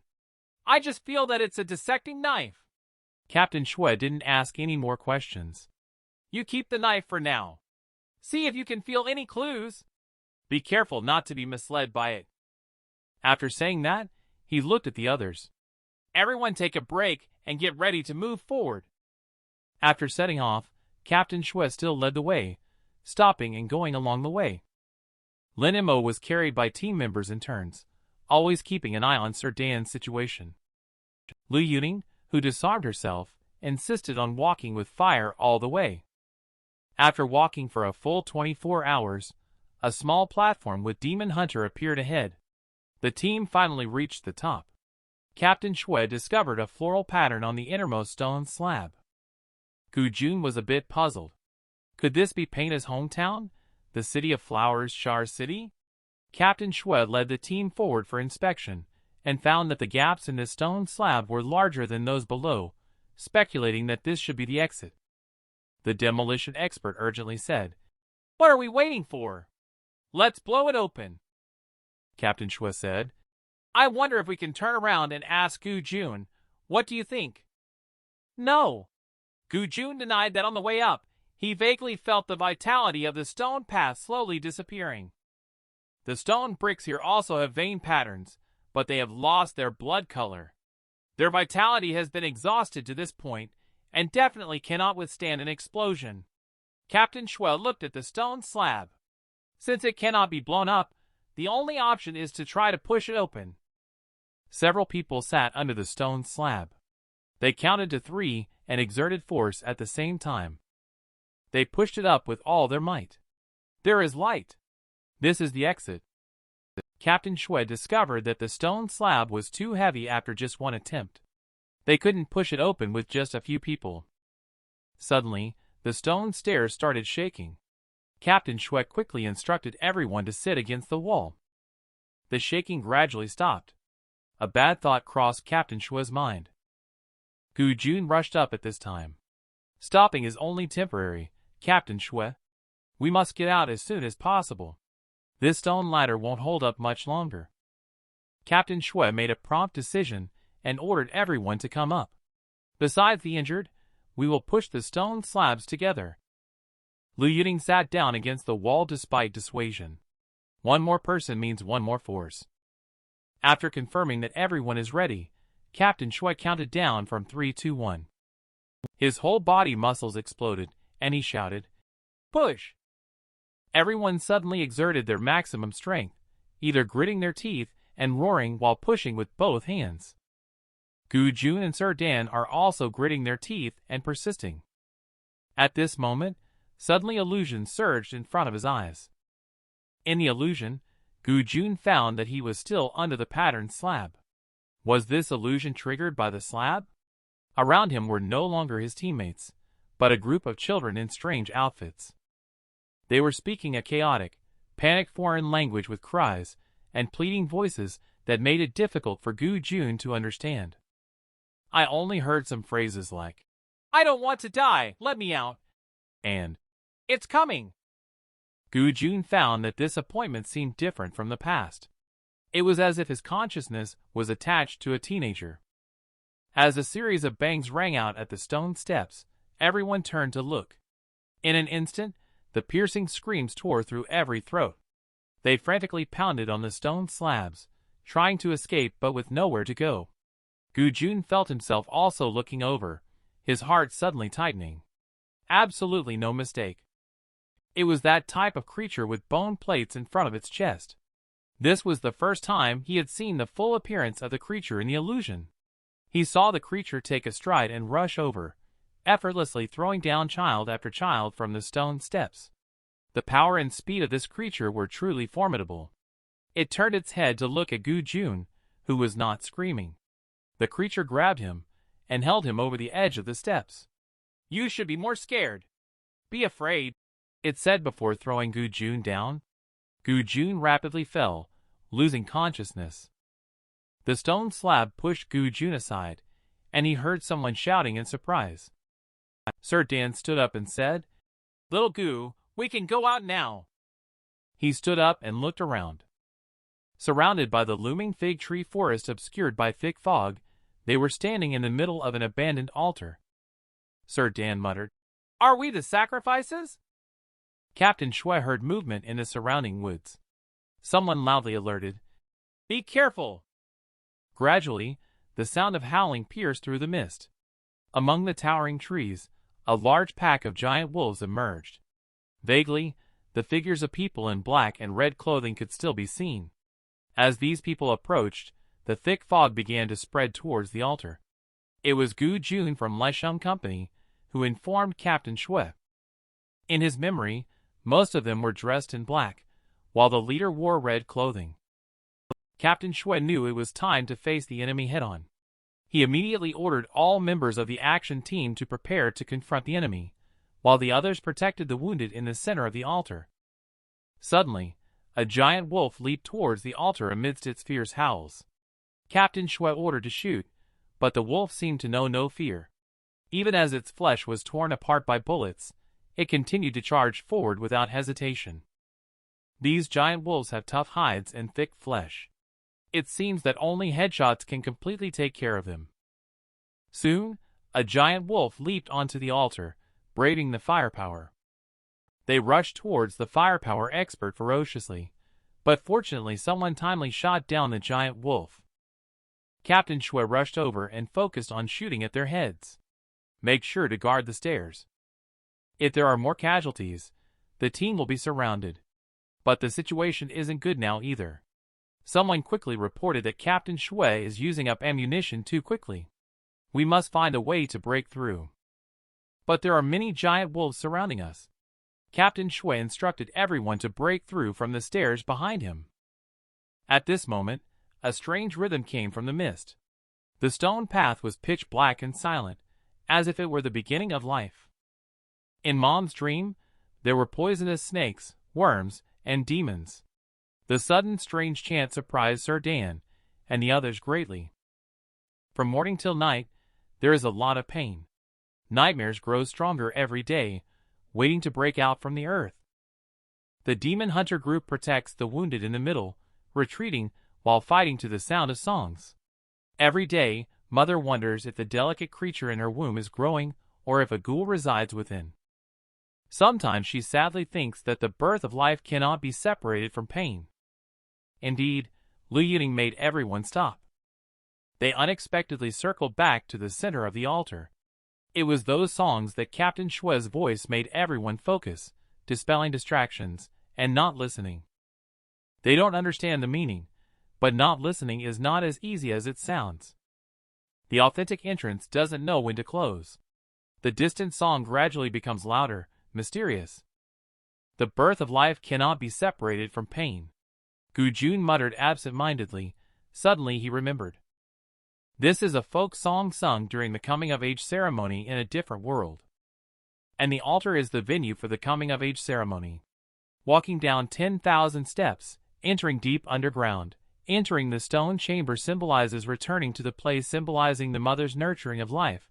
Climbing the spiraling stone staircase symbolizes the process of birth, so it is not allowed to walk down the spiraling stone staircase, only to be pushed open from the bottom up. Pushing open the altar is also a part of the ritual, just like a new life squeezing out. But what Gu-jun did not understand is how he knew all of this. And why does he seem to have personally participated before? Is this a childhood experience? Gu-jun opened his eyes and looked around, trying to figure out what he was. Suddenly, a strange voice that Captain Shui and the others could understand came. They stopped attacking, and figures led by a person in red robes approached the altar from all directions. Lu Yuding angrily said, "These animals are looking for death. Shoot them." Captain Shui also ordered the shooting, and everyone opened fire directly. Shocking enough, the bullets actually passed through these people. Lu Yuding murmured, "This is just unbelievable." Captain Shui also noticed. These haggard-looking guys all have the same faces. I saw a person in red pointing at Gu-jun and saying, "Gu-jun, open your eyes and see what you are. Are you really one of them?" These words were just meant to make Captain Shui and the others feel a bit confused. But these words entered Gu-jun's mind like a power drill. "Gu-jun, did you really exist? Open your eyes." Gu-jun feels his brain swelling, trembling all over, half kneeling down. The light and shadow in front of his eyes are churning. Captain Shui and Sir Dan seem to be shouting anxiously about something. Gu-jun feels like he has been split in half, with the other half turning into that nightmare appearance. He struggled hard, but was locked in his shoulders and couldn't move. The self that once sat in the banyan tree hole chuckled. He actually turned into a terrifying and bizarre face that swallowed him. On the altar, Sir Dan supported the motionless Gu-jun Captain Shui and loudly asked Gu-jun what was wrong. Indeed, Gu-jun stood up. His face became cold, stiff, and expressionless. "You who have betrayed your faith!" A hoarse and gloomy voice resonated from Gu-jun's mouth. He seemed like a different person. His eerie eyes stared at a figure in red ahead. "You faithless ones!" came a hoarse and frosty voice from Gu-jun's mouth. "Little Gu, what's wrong with Captain Shui intercepting Sir Dan? This person is probably not the Gu-jun they know anymore. We believe that a deserter is a better choice than a traitor," the person in red clothes said fearlessly. "Whether you are Gu-jun or the son of misfortune, your birth is also nurtured by us and summoned here. You are not a deity, you are merely a sacrifice we offer to ourselves. I don't know when this old altar seemed to suddenly come to life. The blood like dim light in the surrounding fine lines is flowing." The person in red triumphantly says, "Look at your feet, the altar has awakened. It will drain every ounce of strength from your body, and your power will ultimately belong to me." As the person in red finishes speaking, the pillars and patterns on the ground around the altar shine brightly in the shocked eyes of Sir Dan and the others. Gu-jun grabbed his head and started howling. The man in red opened his arms. How could the mere human soul possibly resist it? The ritual is about to be completed. Gu-jun clenched his teeth as he fought for control of his own body. Trembling, he opened the side pocket of the bag. "I am not the son of misfortune." He took out a scalpel, raised it up, and shouted, "I am Gu-jun." In an instant, he seemed to enter a hallucination, as if he was in someone's memory. Was it the owner of the scalpel, Ironborn Landon, or the unfortunate son whose body he had taken control of? I miss the days when I studied at Calip Academy, immersed in medical research every day. But I know that is no longer possible. I must admit my failure. I cannot defeat those diseases and monstrous creations, nor can I grasp the true mysteries that transcend our intellectual capabilities. Perhaps death will provide me with another answer. Everyone should have their own pursuits. Do not be discouraged by my decision, especially tell Ribokpena that his abilities are enough to take over my work. Do not give up. But I have to go first, Ironborn Laurie Landon. Gujun felt like he saw an illusion, yet it seemed like those illusions were happening to him. On a cliff by the silent sea, he suddenly raised the dissecting knife in his hand. He fiercely wiped it on his own neck. Fresh blood gushed out immediately, and his body swayed as he knelt to the ground. Destruction, destruction, repeated over and over again. His voice became lower and lower. At that moment, he suddenly felt something appearing behind him. Within the enveloping darkness was an indescribable blurry figure, unclear if truly standing there or a distorted phantom in the twisted space-time. Ironborn in your understanding, we are gods who can destroy all things, demons, ancient rulers. He turned to look. Why are you willing to see me, a desperate mortal who seeks true knowledge and gives up life? The inexplicable being said to him, in order for you to obtain the truth that is not afraid to be exchanged for life, we have prepared a seat for you by our side.